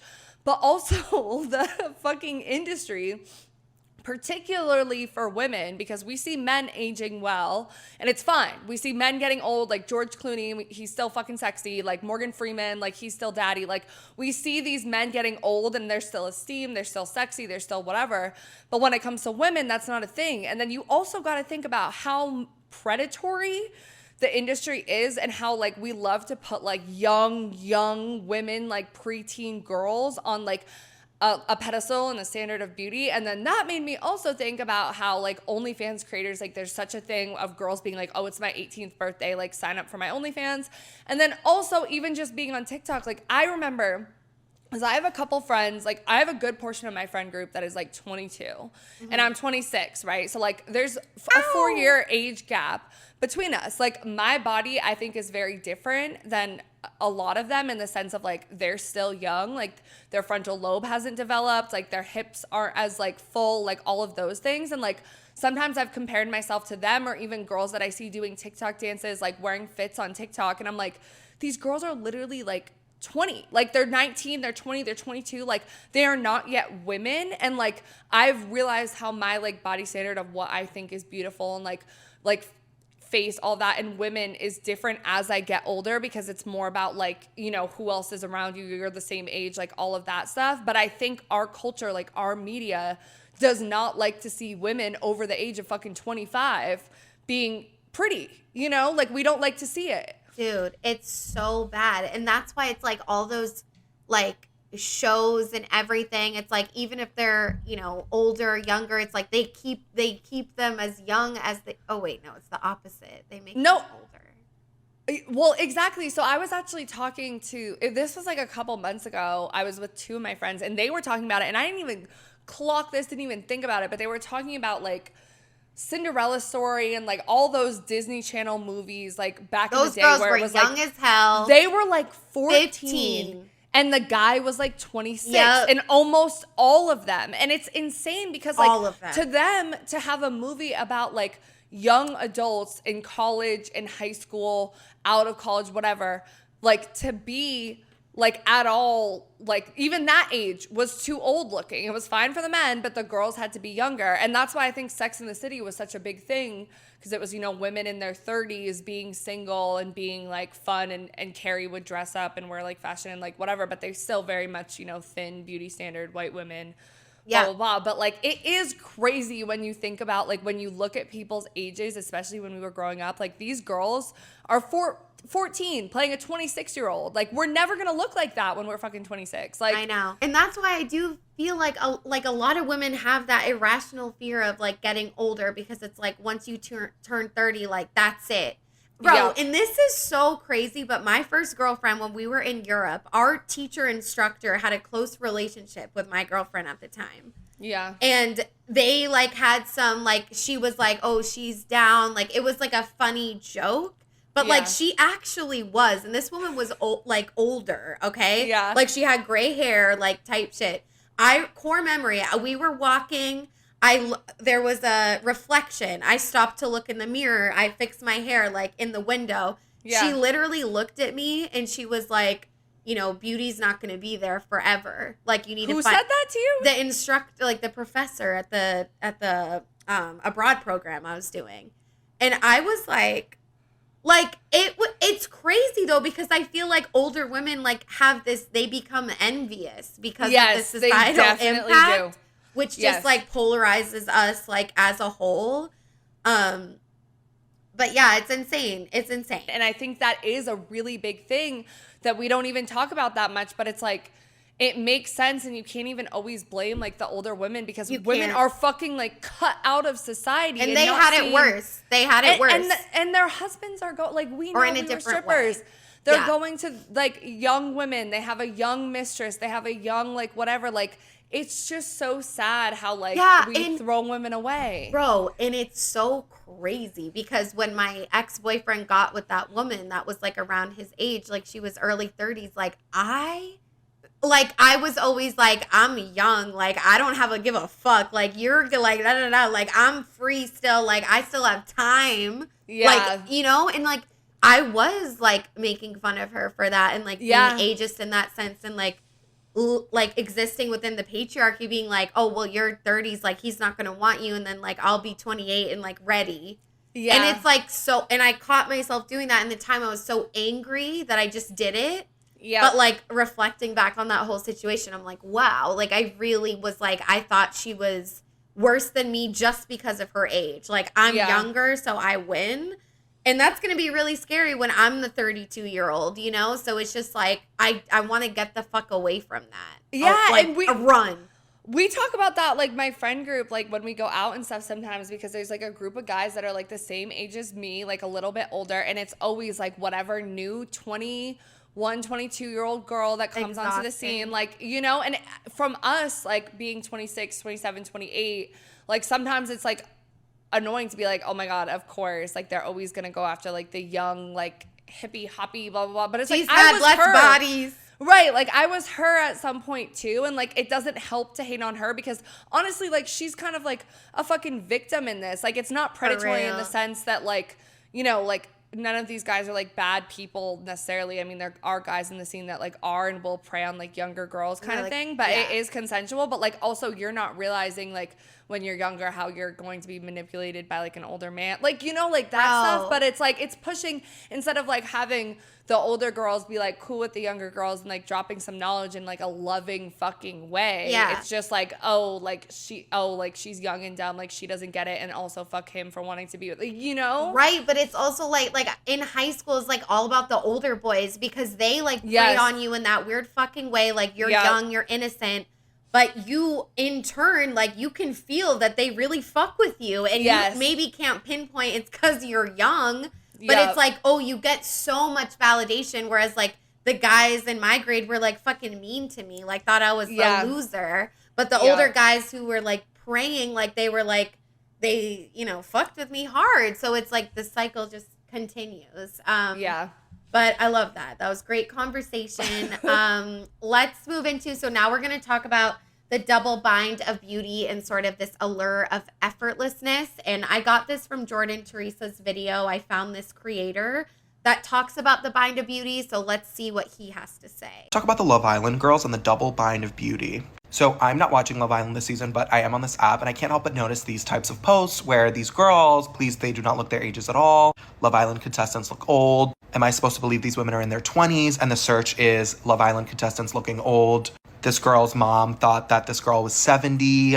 If a stranger can tell you have lip filler or Botox, that means it doesn't look good, I fear. And I just wanted to talk about this sociologically because obviously I'm not a woman and I'm not going to like contribute my opinion as to whether these women look good or not. But I do think that it's interesting to think about the double bind of beauty in the sense that when you think about our society, right, which is very hierarchical, which is very structured in a way where the pursuit of beauty is like rewarded, right? Like on here, we have the clean girls and we have all of these girls in their tiny little outfits and their tiny little bodies and their beautiful hair like slicked back, right? There's a very specific type of beauty that is often rewarded on this app and in society, right? Which is stuff that we all know and we don't need to like talk about. But I think that it gets to this point where I think a lot of other creators have talked about this, and I know that my mutual Pretty Critical is always talking about beauty and she's great, follow her.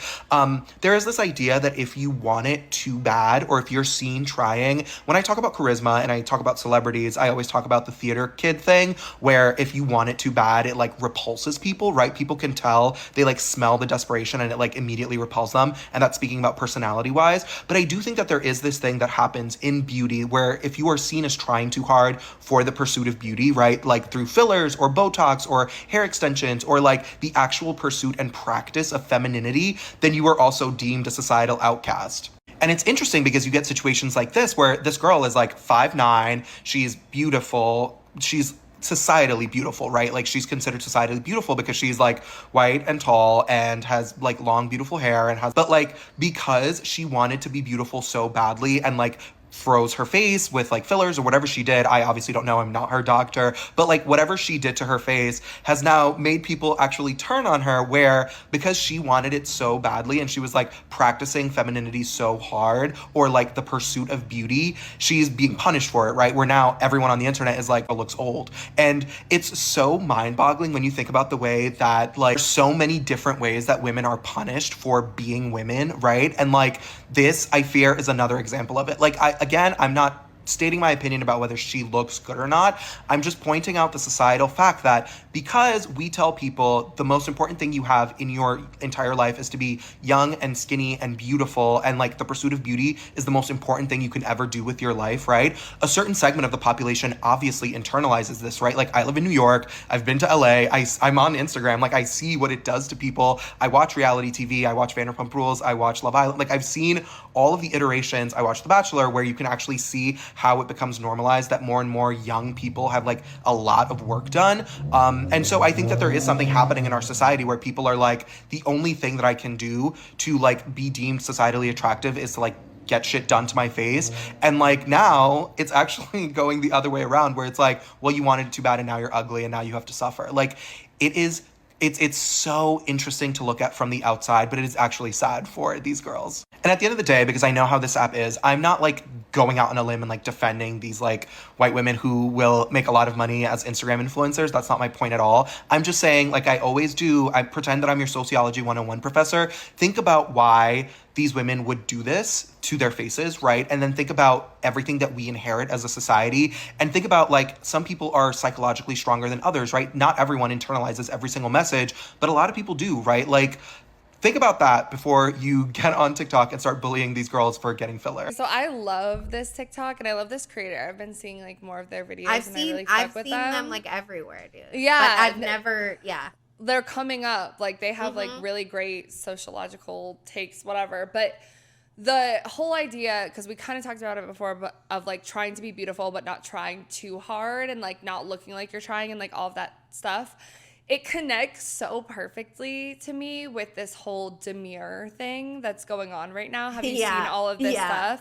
Okay, on like every meme ever. It seems like it just like popped up like, and it's immediately a huge thing. And Wait, I had to look it up. I forget what the word means. What does it mean? Yeah, so I actually just looked at, so the word itself, demure, means reserved, modest, affectedly modest, reserved, or serious, coy, and it can also be an adverb like demurely, but pretty much like modest. Mysterious girl? Yeah, like modest. Like you're not trying too hard. Like you're coy, you're, you know, whatever. So that's the actual meaning. But I feel like it's taken on this new meaning with the creator that made the first video. It was just them being kind of funny with their makeup done, and they're like very modest, very demure, very mindful, very cutesy. And I've been seeing all these like hot takes on demure, and I was honestly trying to think of an episode like around it because it's such a fucking moment right now. But people are saying that it's in direct opposition to like the whole brat summer idea, which is just being like reckless in yourself and like not giving a fuck and like da-da-da. And like because demure means, and it's like in the word, it means like modest and like not trying too hard. So it's about like being cutesy and mindful and demure without like, you know, without trying too much, versus like brat is more about being like messy and like chaotic and like whatever. Like, so we're kind of going back to this like modesty. And I like the use of the word. I think it's cute. I think it's funny when it's in a like sarcastic, satirical way. Like comedic, yeah. Yeah, like when you're like, oh, like that's so demure, but you're like kind of kidding. But I do think society right now is trying to be demure in the sense of like we want to be like modest and beautiful and feminine and all of these things, but not look like we're trying. Like that is the word that pretty much like describes it, you know? I like the chaotic brat summer and same. Like I'm way more that. That's like the meme that I posted. It's like that common meme where it's all the little stick figures and they're like ripping things apart and it's like bloody and it's like girls right after being demure and mindful, because it's like, you know, like you have to actually put effort into like trying to be like, you're not putting effort and be like more subtle and feminine. Bro. Like it's not. Yeah, but I feel like everyone feels differently and there should be like space for both. Like if that is what's like, okay, with the vitamin water, I love that flavor, kiwi strawberry. Right, so good. It's like, you know, if you want to be modest and you want to do this like I'm not trying thing, like I don't think it's detrimental, but I think like people like should not be shamed for like wanting to try hard, you know, like and all of that at all, because it's like, and maybe they're not even trying that hard. Like maybe she really just bad. Like I don't, and maybe she's really just bad. Right. And that's why I liked like the brat summer vibe, where it's kind of like about being like more bold and being insecure and being like a little bit messy and being hot, but like that's like whatever, our shit. That kind of stuff. And I had also seen, I keep bringing up shit I've seen on fucking TikTok, but I guess this shit goes so deep. But it was one of my friends' story. They posted a screenshot of a TikTok and it was like words, and it was like, you know, I love like messed up lashes, like wigs with the lace showing, like all these like efforts of beauty. I forget what the actual like quote was. I screenshotted it, but like these acts of like trying to be beautiful that aren't quite hitting the standard or the mark, because it's kind of like beautiful in itself that we're all flawed and we're all trying. Yeah. And I feel like this plastic surgery stuff, like it's kind of the same thing. Like we're like so repulsed on it because it's like, oh shit, like you're really trying to be beautiful and you're not meeting the mark. So like, haha. But like if she had gotten that Botox filler and looked more like fucking Sabrina Carpenter, who we keep going back to, we would be like, oh my God, great job.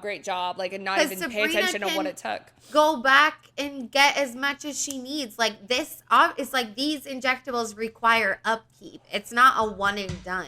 So if you're not at Kardashian level, like you cannot afford to like continue that, you know? And the part that really spoke to me, because like the only time I was like ever entertaining the idea of getting work done is when I was a stripper and when I was dating a fucking idiot.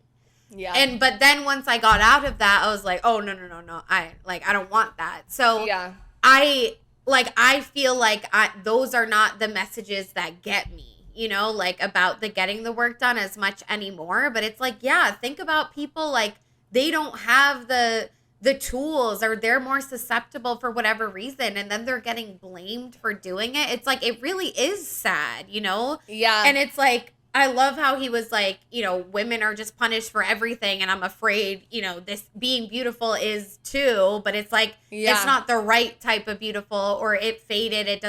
You don't look beautiful anymore.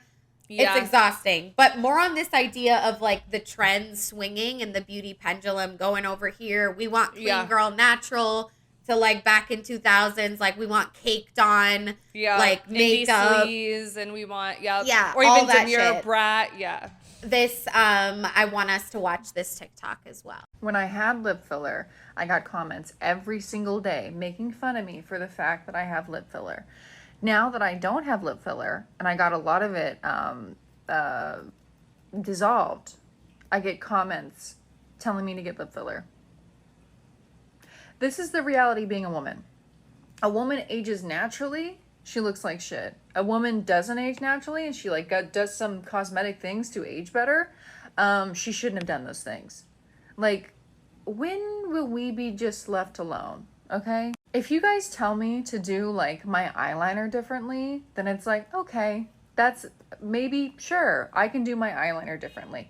But all of the people pushing me one way or the other in terms of something like my hair color, or injecting shit into my face or whatever, or commenting on the way their bodies look, like, that's so much more personal than an eyeliner. And so much more of an investment and a risk to just change. So maybe when it comes to stuff like that, we just keep our opinions to ourselves. Is that fair? Yeah, this is exactly it, because it's like, you're damned if you do, you're damned if you don't, and everybody has a fucking opinion. But I don't know we just tried to off camera figure out what TikTok this is in response to, but on the computer it's weird, whatever. But it makes me think of that trend that's going around right now where it's like, what are my blindnesses? Like, what can I do to make myself fucking prettier? And it's like, this person is posting it asking, and some of it has been like, cute, cool, whatever. Like, I saw one girl post it in her gym outfit, and she was like, okay, how do I look like I actually go to the gym? Like, I know this is like a weird outfit, and people were helping her, and like, she looked like, more like athletic. It flattered her body more, like she felt good after. And some people same with their makeup stuff.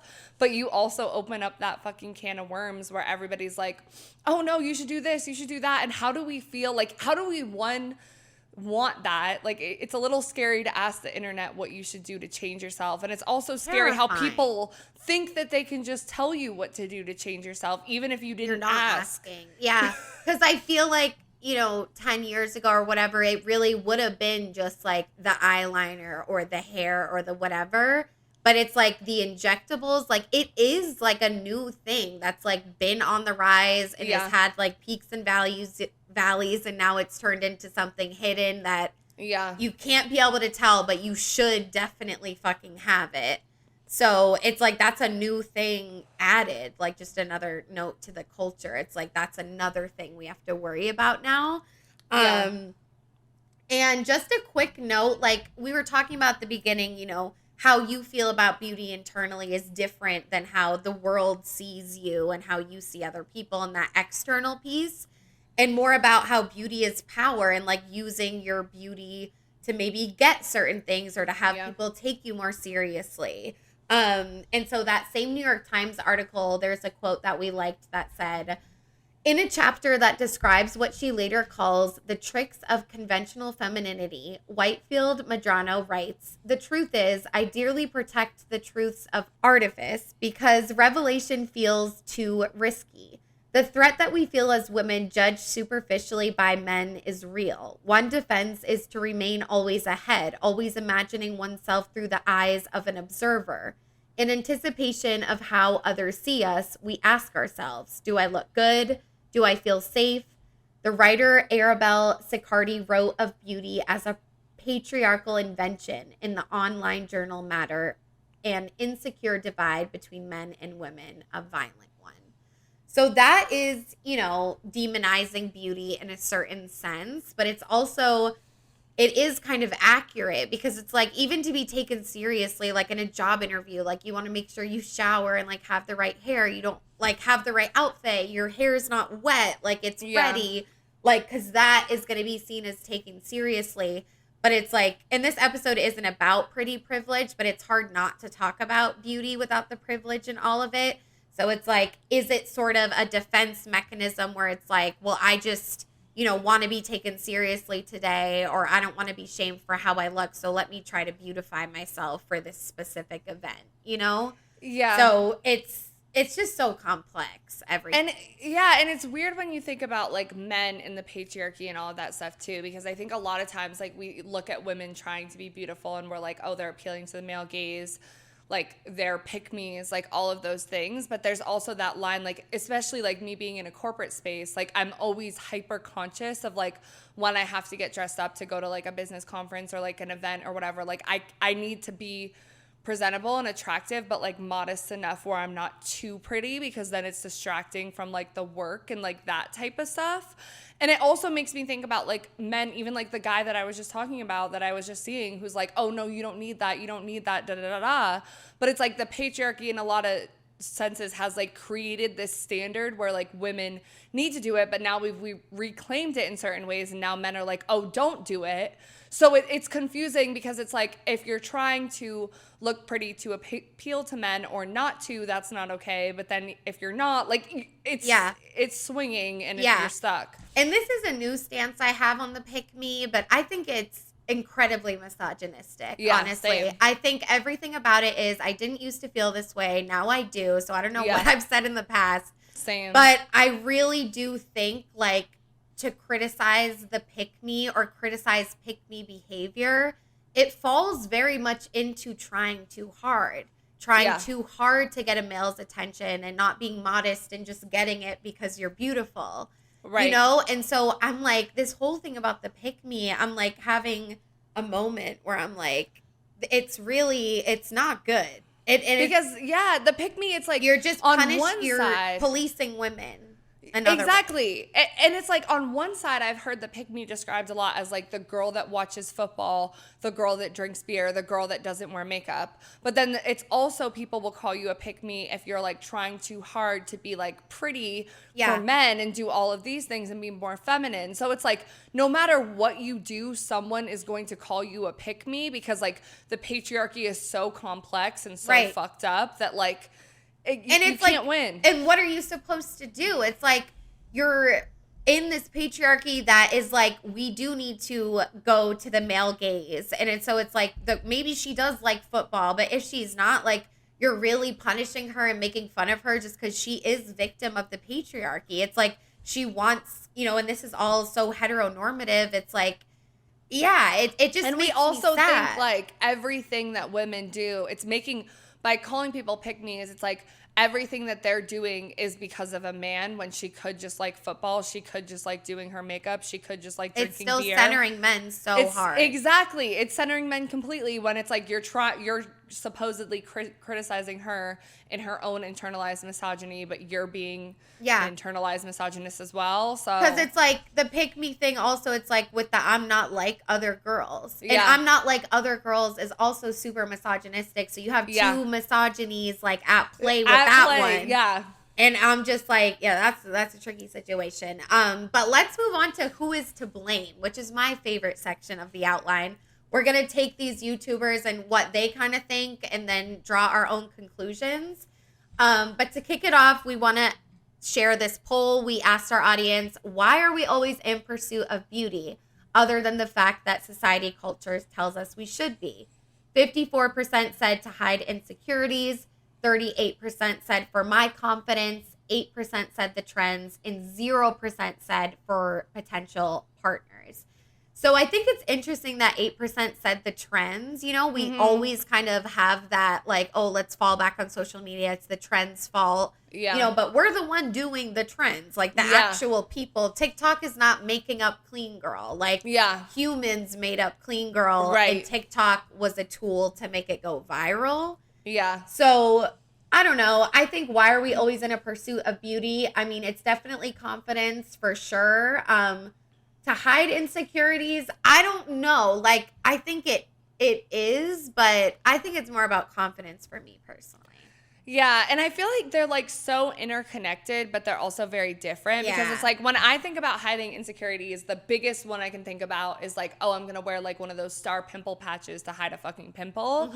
And that's like in pursuit of beauty, and like that's something that I'm going to do. But like, usually when I think about beauty and why I'm doing it, it is for confidence. And it's like that inner feeling of like, oh, like, I guess I am adhering to the trends. I guess I'm hiding my insecurities. Like, they're all kind of connected, but I feel more confident right now. Yeah. So I don't know. I think I was also just in such a higher pursuit of beauty when I was dating a man and I was stripping. Like, it's actually crazy. Like, it's changed so much. And it's like being a stripper in pursuit of beauty, it's like arguably like not like a celebrity, but it's like that is your job to like have this, you know? It's crazy. Going back to Shan's video, she says TikTok is definitely not to blame for this. She said it's not enough to critique the influencers and marketers who have been essentially conditioned this way.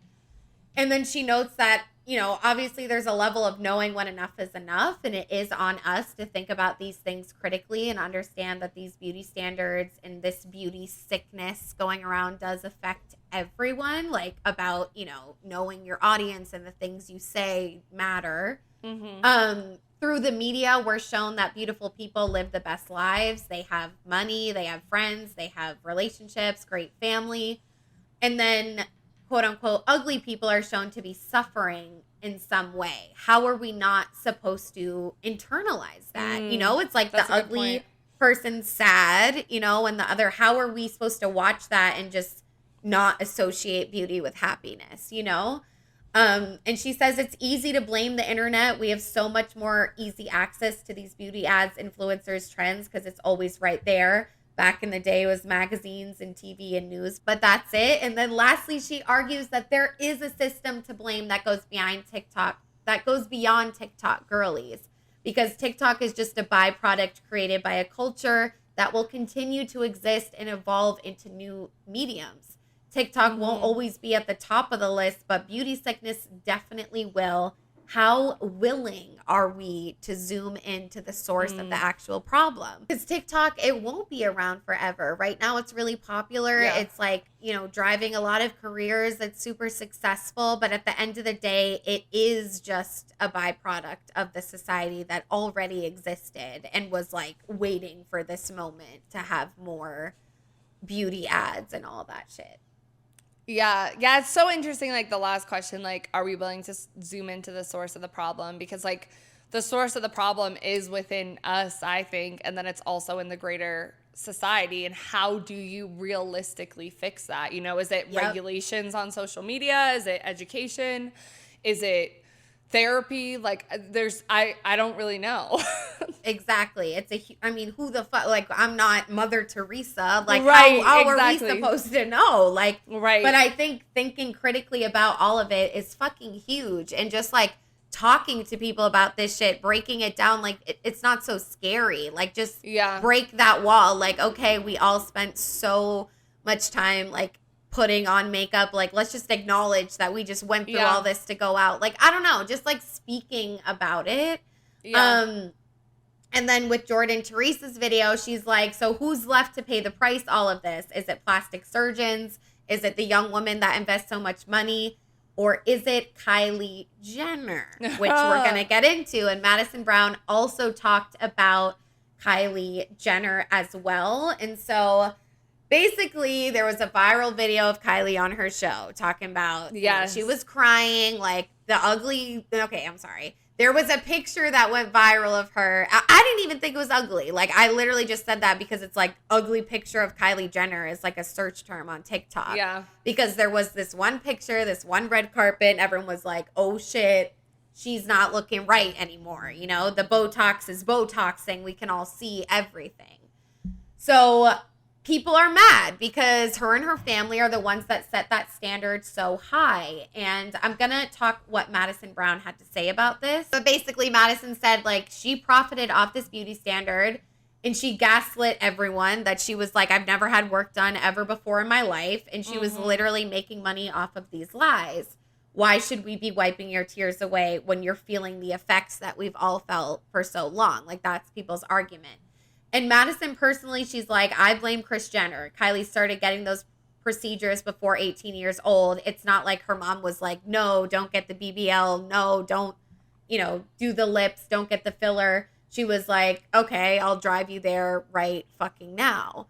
So before we get into our thoughts, just kind of some more on how people are feeling about Kylie Jenner in this moment. Let's watch this TikTok. Was Kylie Jenner crying when she saw the impression she made on 13-year-old girls who were sucking on shot glasses to get big lips like hers, only to be sent to the hospital with sometimes permanent damage? No, she said, don't do that. Just buy my lip kit. That's how I got my lips so big, because she violently gaslit an entire generation into thinking she didn't get any surgery, and the results were by a product that she made, while she laughed all the way to the bank. I saw the clip of her crying over the ugly photo, and the only thing I could think of is, indirectly or directly, you have capitalized, made an entire career off of that feeling. You sitting there on the couch feeling like that is how an entire generation of women felt and thought they had to be like you and buy your products and do this and that. That's the only reason you made money, and you expect us to feel bad for you? The most annoying thing about that clip is Kendall Jenner with her armchair psychology. Well, everybody's dehumanizing us. That's why this is happening. Poor us. They're dehumanizing you because you don't act like human half the time. I mean, some of the stuff your family has done just to get on top, what was the point of that clip? Like, I don't watch the show and I don't plan on it, but like, was it to make viewers feel bad for Kylie Jenner?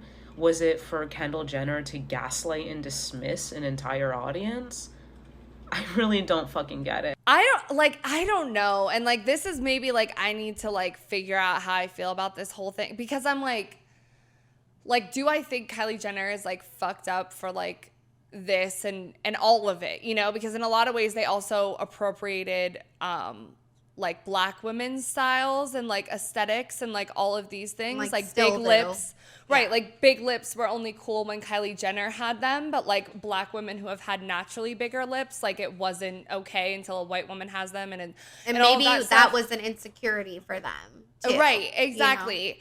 And it's like, but the weird thing about, and I don't want to like make excuses for them, because at the end of the day, like they're very rich, powerful fucking family, but like, similar to how we talked about Tana Mojo in the other video, like she was so young when she started, and so was Kylie Jenner. And like, I know the whole story about her creating the lip kit was like she was made fun of for her lips or her big lips or something. And so like she decided her small lips. So she decided to like fix that insecurity and capitalize off of it, similar to Kim Kardashian with the sex tape, and then she reclaimed it by like being naked and being sexy and like all of this stuff. And like, I think the one thing that I have admired about the Kardashian family is how they're able to turn those insecurities, whether they're dealing with it in the right way or not, because it's not like Kylie was like, oh, I love my thin lips and I'm like profiting and accepting that. It's like, oh, let me like change them and change the beauty standard to appeal to it and like profit off my insecurities. But like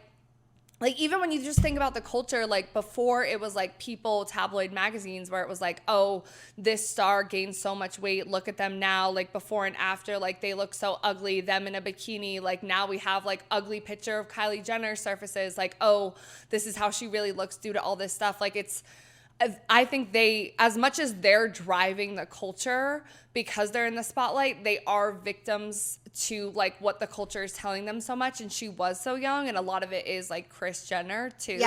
Yeah. So I think it's so much more complex. Like I don't want to put Kylie Jenner on a pedestal and be like, she is God, in the sense of like she manipulated all of these young girls. Does she have a responsibility as a creator and someone in the public eye? And should she probably have been real about what she got done to not make all these girls like feel but she was, I genuinely do think she was acting in that way because she didn't know any better. Yeah. Like at that time, like she was insecure about her lips. She created this thing, and she was, I think she thought, as much as she was profiting off of it, like I think she thought that she was helping people. Yeah.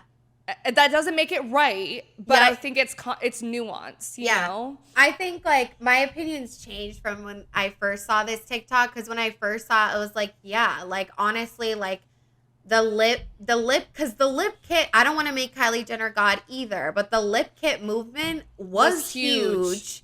And it still is. Like the lip filler shit, like that really did kind of low key come from her. Mm-hmm. But I agree. Are we really blaming her for like wanting to get the plastic surgery but having it be hidden? Isn't that what everyone is saying is like the highest trend right now? Because she would have been demonized. She would have been demonized either way. And I do like think that we think about, even though she is like a Nepo whatever, a Nepo baby, she's rich. Yeah, it's like she was a kid. And so it's like, is it the mother to blame? I guess a little bit more, but I still don't think it's enough to blame Kylie Jenner or other big celebrities that have set beauty standards, because to be famous, you have to have a certain beauty standard anyway.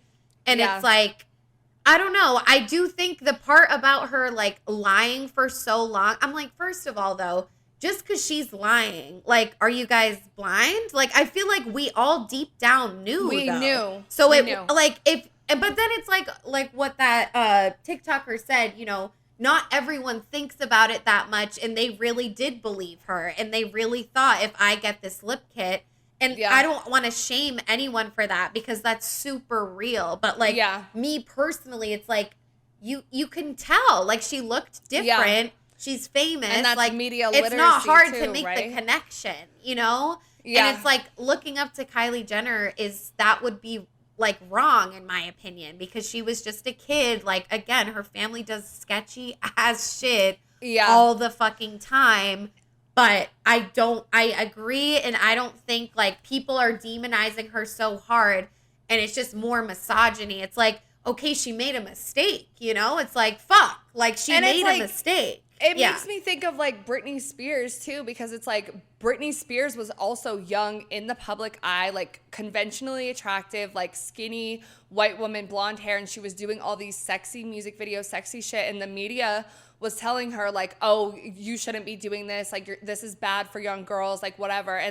And she's doing it because she feels like she's supposed to, like whatever. And then we see her shave her head in the public eye, and we see her crumble, and we're like, oh, we want that. Like, we want to tear a woman down because we're like, oh, you're adhering to this shit. Like, you're in this fucked up position where like you're damned if you do, you're damned if you don't, but you're also influencing all these people, and we like love you and we hate you and we want to see you fucking crumble. And you see her like shave her head and not want to be conventionally Right. beautiful, like be in the public eye anymore. And then we're like, you know, people were making a joke out of her for so long, like so happy to see that happen. Similar to how we're happy to see Kylie Jenner look ugly Right. with like her face. But then it's like, then it comes 10 years later when she gets out of the conservatorship that we're all like, oh, now we feel bad.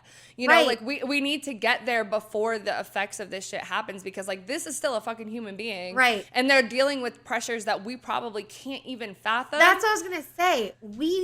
It is so different for famous people. Like, we have all these beauty standards, but at the end of the day, it's like no one's watching us. And even these TikTokers that have like, you know, thousands and thousands of followers, they have no idea what it's Yeah. like. And especially for Kylie Jenner, she had no fucking choice. She was born and she was on TV. And it's like Britney Yeah. Spears, like, yes, it's like you have this social responsibility, but is it possible to do that, especially at a time where When they were you're coming growing up up? to Yeah. be socially responsible at that age? Like, we don't put that on young girls that are just, you know, not famous. And it's Yeah. like you put so much pressure on them, and it's like we really don't know. Like, for them, And we it's want like to see them fall. Like, look at like even Whitney Houston or like Amy Winehouse or all of these like great stars that became like victims of like addiction or like their family or like money and stuff. Like, we only like to like actually engage with what the fuck was going on when they're dead or It's too when late. they have a conservative or something, you know? So it's like,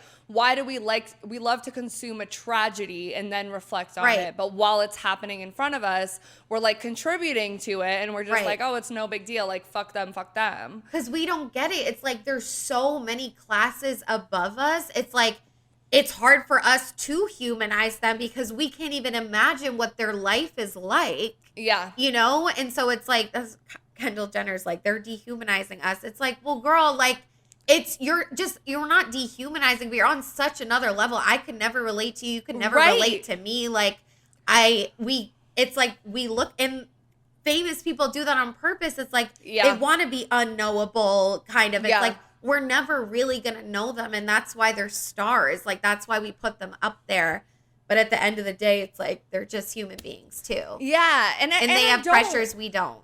Right. And I don't think that's to say like we shouldn't like hold them responsible for certain things, and we shouldn't like ask more of them like with the big influence that they have.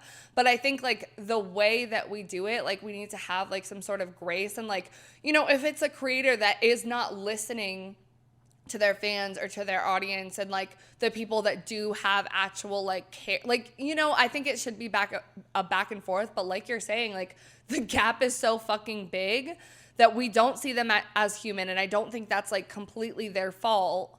Right. But I don't know. And it's not even like we're defending Kylie Jenner. We're just making the point that it's like within this society, like it's not always easy to do the right thing when it comes to this beauty shit. And she's probably having some defense mechanism by not telling people, like, this is my secret. I got work done because I know I'm going to be fucking bashed. So it's just like, it's so and hard. And the one thing about the Kardashians too, that like, they're so controversial and like all this shit, like I don't want to like stick up for them and say that there's shit that's like not wrong with them. But I think there's so much wrong with them. There's so much wrong duality with them. People. But they did usher in this era that we're seeing, I think, of being like real about shit as it's happening and as it's going on, and not later when someone's dead or in a documentary like 20 years after, you know? And I think we're not used to that. Like, we're not used to people like be reflecting on the past like 2 years in front of us in real time. Like, we almost want them to deal with that shit in private and like wait until it's like that sob story. So it's like, I kind of like them for that. I don't think they're right all the time, and they're profiting off of it at the end of the day. And their lives are not as real as they try to make it seem. Like, there's such a fucking gap. But, like, the realness that has come out of that, like, I think they were the leaders in that. Yeah. In this, like, vlog era. Like, even Julia Fox is, like, very, like, real with, like, a lot of shit. And I think, like, in a more, quote-unquote, genuine way that's less, like, manufactured than the Kardashians. But, like, I think that is a good, like, Kylie Jenner saying that, I think, ultimately is better than her not saying anything at all. Saying what? Like, when she got upset and, like, cried? Like a little bit, because it's like, you know, at least she's acknowledging. Yeah, that's what you were talking about. At least she's acknowledging that, like, hey, I did this thing, and like, hey, this is weird, and I feel like weird about it, and like, this is something that I'm like, whatever. And versus if she just kept going and like never took accountability or never really like and considered. She said, and she was like, now that I have a daughter, like, I think about if Stormi wanted to get that done, it would make me feel so sad for her. It's like, she's coming to more conclusions because she's a mom now, you know? And I just think like the Kardashians, like you said, like with race and like with like not giving back and like classism, they're the top 1%, whatever.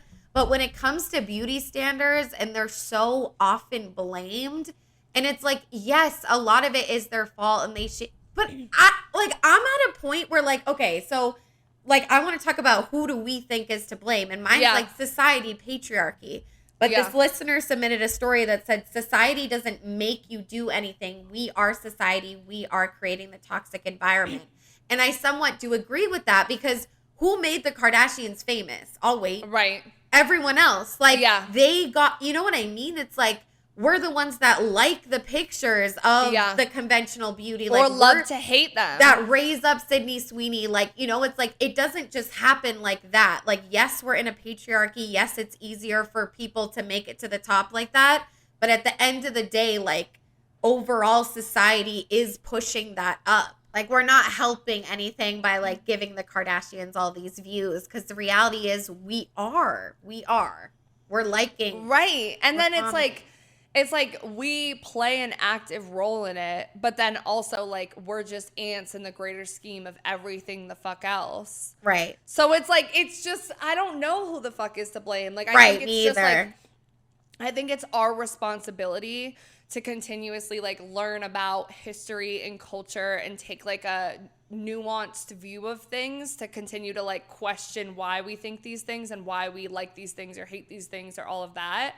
Yeah. And I think if more people did that, like collectively, if that was a bigger part of like education, if everyone kind of like thought twice, what's the second thought, like you said that one time, like I think that would eventually make things better. But like the reality, unfortunately, is that it's not gonna change. Like, it's gonna take a while. Like, we're living in this culture that is constantly progressing, and we can only hope, like Kylie Jenner is reconsidering like what she did. She can only instill this shit in her daughter and hope that she does this more. And like, whatever. So it's like a Yeah. cycle. I don't know. The answer is not to pair it with more misogynistic views, you know, Yeah. and to demonize beautiful people. And, you know, like that sounds like such a weird thing to say, but it's like, you know, we hate them, we love them. It's exhausting. Yeah. So this last section of this episode is going to be about the correlations between Botox and relationships. So Fiji found this article on Dazed, all about has Botox killed eroticism, and there was also a reel to go with it as well. So we're going to play that. Botox be killing romance and eroticism? There's actually a really strong case for not getting Botox for the sake of your relationships.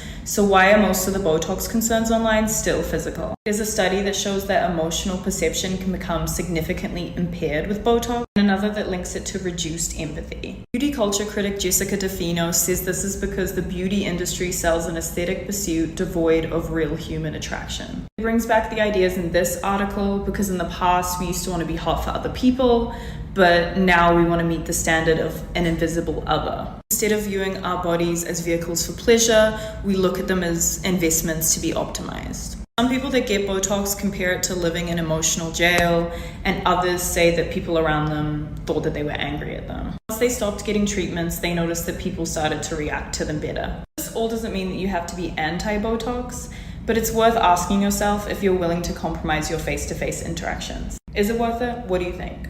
And we wanted to go to the comment section as well. So someone said, cause and effect may be confused in this case. Did you think that most part of Botox consumers may be individuals with narcissistic psychotype? So they had violations in emotional sphere before using Botox. Like, okay. Someone said, who did this? Science. Stop policing our bodily autonomy. Someone said, on the inverse, there are some preliminary studies that show it can help regulate emotions in people that have depression. For me, the treatment is therapeutic in nature, meaning like getting Botox is therapeutic for this person. And this last person said, every highly effective person who got Botox Dysport that I've known has loved not having their every emotion on display. So you know, you think of like the stereotypical, like in a movie, someone with a lot of Botox and they can't really move their face, they can't talk, and the viewer laughs at them, ha ha ha, they're so silly, blah blah blah. But it's just interesting. It's like to connect plastic surgery to love and relationships. And like, are you able to show your true emotions with so much chemical and fillers in your face? Like, it's just a weird question. But I didn't really think about that. So we're going to read some of the article. But do you have any initial thoughts? Yeah. One thing from the reel that really stuck out to me is when she said, you know, like our bodies are vehicles of pleasure versus like, I think she said systems to be optimized or something like that. And to be invested in. To be invested in, yes. And I think like that is something that I've been thinking about like more lately, because I think pleasure and like I'd even seen this fucking TikTok about flirting and play, but like those types of human things I feel like are gone right now as much. Like we're all performing and we're all masking and we're all doing all this stuff. And like that is kind of sad to me, because it also made me think of like way back when I was in high school. I knew a couple that was in high school and they were rich, and the guy had paid for his girlfriend to get her tits done.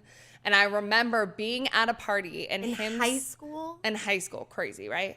And I remember being at a party and him saying that he wishes she hadn't, because they're like harder now and he doesn't like playing with them as much, which is like an insane thing to say, right? But it's also like, that's so crazy to think about, because I've heard a lot of the same shit about girls with BBLs, like even them saying themselves that like it feels weird and like you can't sit down for like a long period of time, like the recovery and everything like that, and like sex and like it doesn't jiggle as much, or like all of those things. Like there is like, and your pussy gets a lot tighter with a BBL. Yeah, you're getting like these modifications, but they're like, I don't know, is it like making us less human? Is it like that Uglies movie that's about to come out about so that bug? Excited, like, I'm because so I excited. love Joey King so much. I don't know who that is. I just know the book. Yeah, it's because it doesn't matter. It doesn't need to be said, but yeah, I'm super excited for that, and I think that is like because it's based on a novel, and I think a Yeah. lot of people are worried it's not going to do justice, because you know how it is. It was with- a good book. if you love the book and then the movie, it is kind of nervous. Like, I don't want this to ruin it, but I haven't read the book, so I'm going into it new. But I think it's obviously a huge commentary on society, and it's like It no definitely question is. that it's being made into a movie right now during this time. Yeah. But yeah, so let me read a little bit of the article. So it says it's actually quite common for people to become obsessed with fixing their appearance to the point of losing sight of what they look like. This is known as perception drift and is a phenomenon that can happen as people undergo new cosmetic procedures and their self-perception shifts. Even though we might question why someone would want to completely alter the way they look with these procedures, many psychologists recognize perception drift as a very real form of body dysmorphia. Psychologically, there are many reasons why someone might begin to lose sense of their appearance. Focusing too much on negative thoughts of yourself is what psychologists refer to as cognitive biases, or the spiraling thinking that can distort our perception of ourselves. Perception drift occurs when our looks become so altered that we begin to forget what we originally looked like. This is extremely common in the case of cosmetic surgery. When patients become especially critical of their looks, they'll stop at nothing to change them. Because after you fix the quote-unquote one thing you dislike about yourself, it seems like tons of other things start to make themselves known.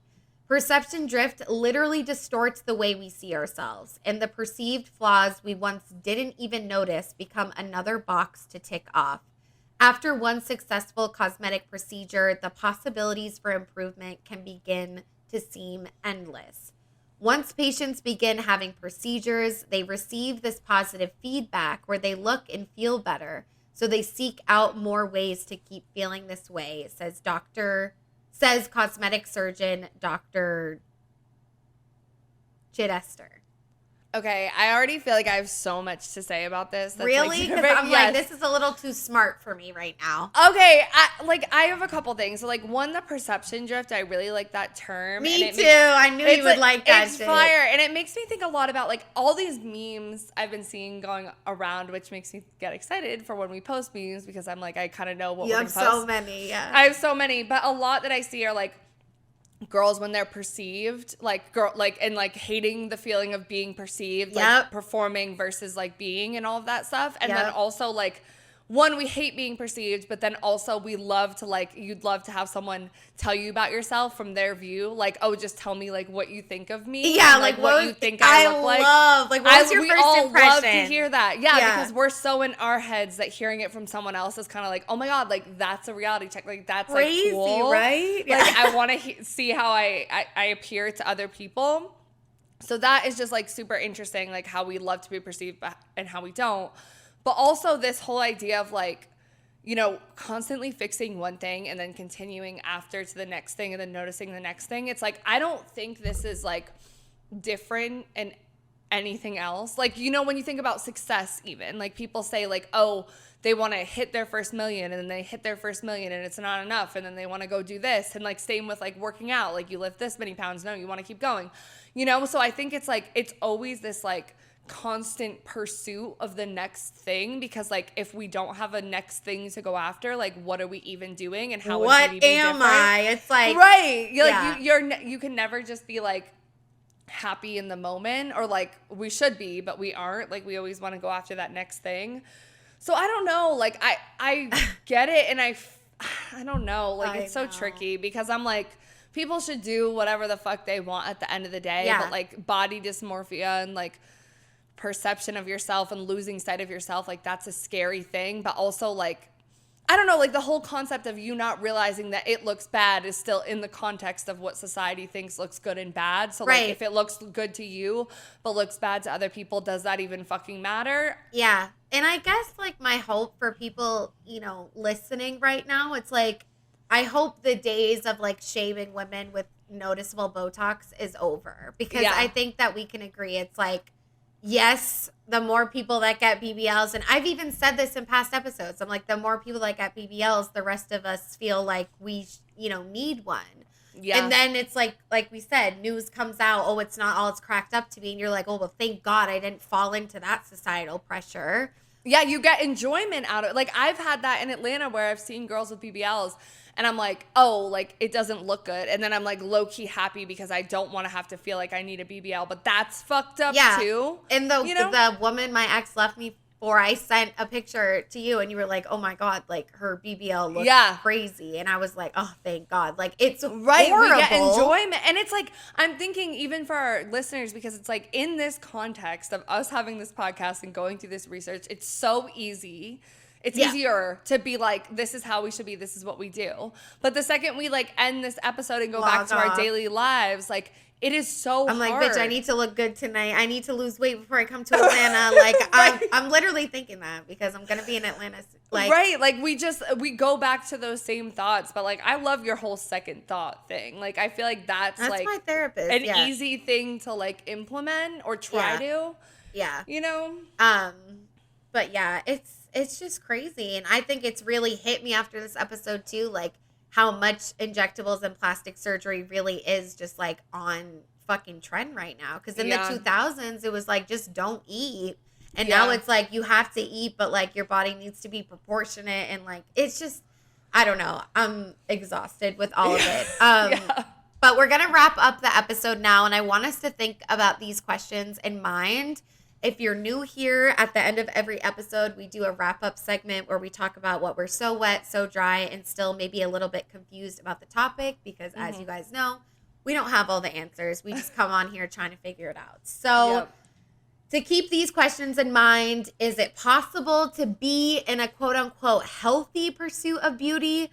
Can you be in this pursuit of beauty within, you know, our judgmental, critical, fucking sexist, you name it, culture? And is it possible to really unlearn this pursuit of beauty as a woman?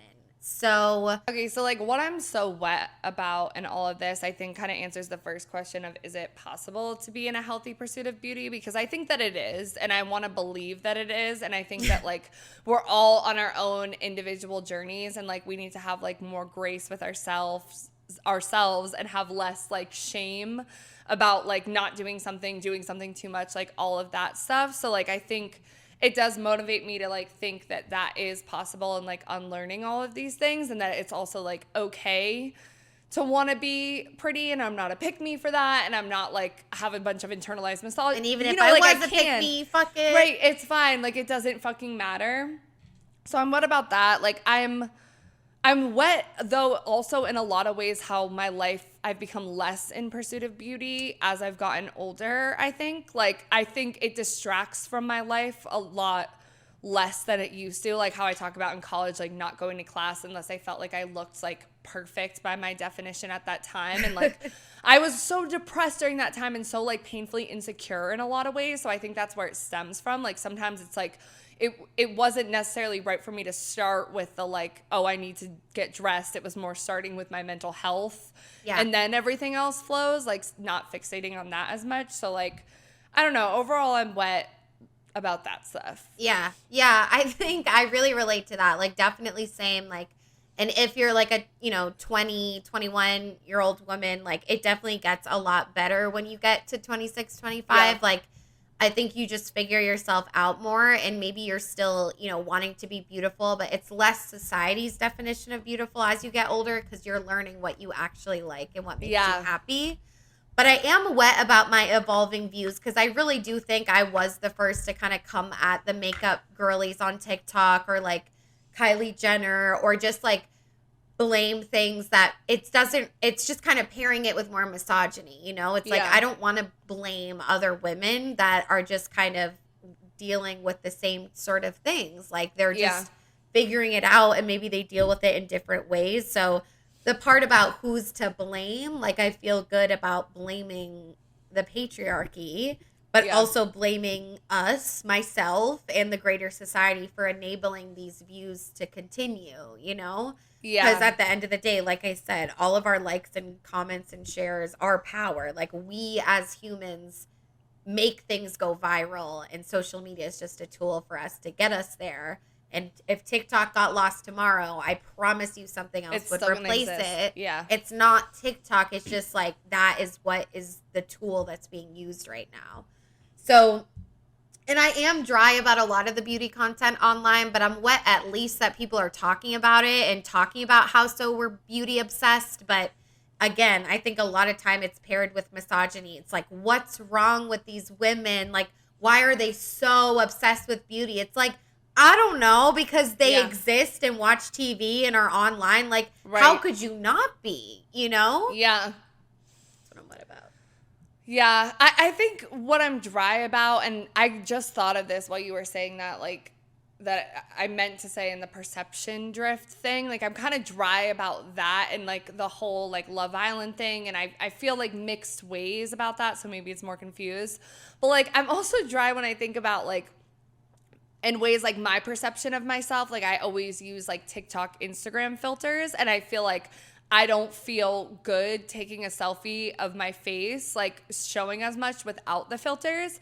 And that's a weird feeling. And I feel like there's also a lot of pushback against that, where girls are like, you know, get rid of these filters, don't do it, like da da da da. And it's like, just natural, clean girl, no filter. Right. But when I like deep it and I'm like, think about that negative backlash, it makes me feel worse when like so it's like, should I stop using the filters and feel bad about using them, or should I like keep using them and being like, fuck that, it's okay to like want to use this filter? Like, it makes me I'm a feel little good. I look dry. good in it. Yeah, and I feel like that's more where I'm at, is like the filter is fucking okay, like let me just use it. Because it's but on like, being perceived. Like, you want people to look at you this way. And it's like, we didn't really talk about this too much, but I did see a YouTube video that's like, you know, everyone thinks, oh, natural beauty's in. Like, we're praising clean girl, no filter. But it's like, we're actually just praising, like, great genetics. Because at the end of the day, it's like, you're not praising people that are out here natural, but they're not conventionally attractive. It's right only natural. If you're, like,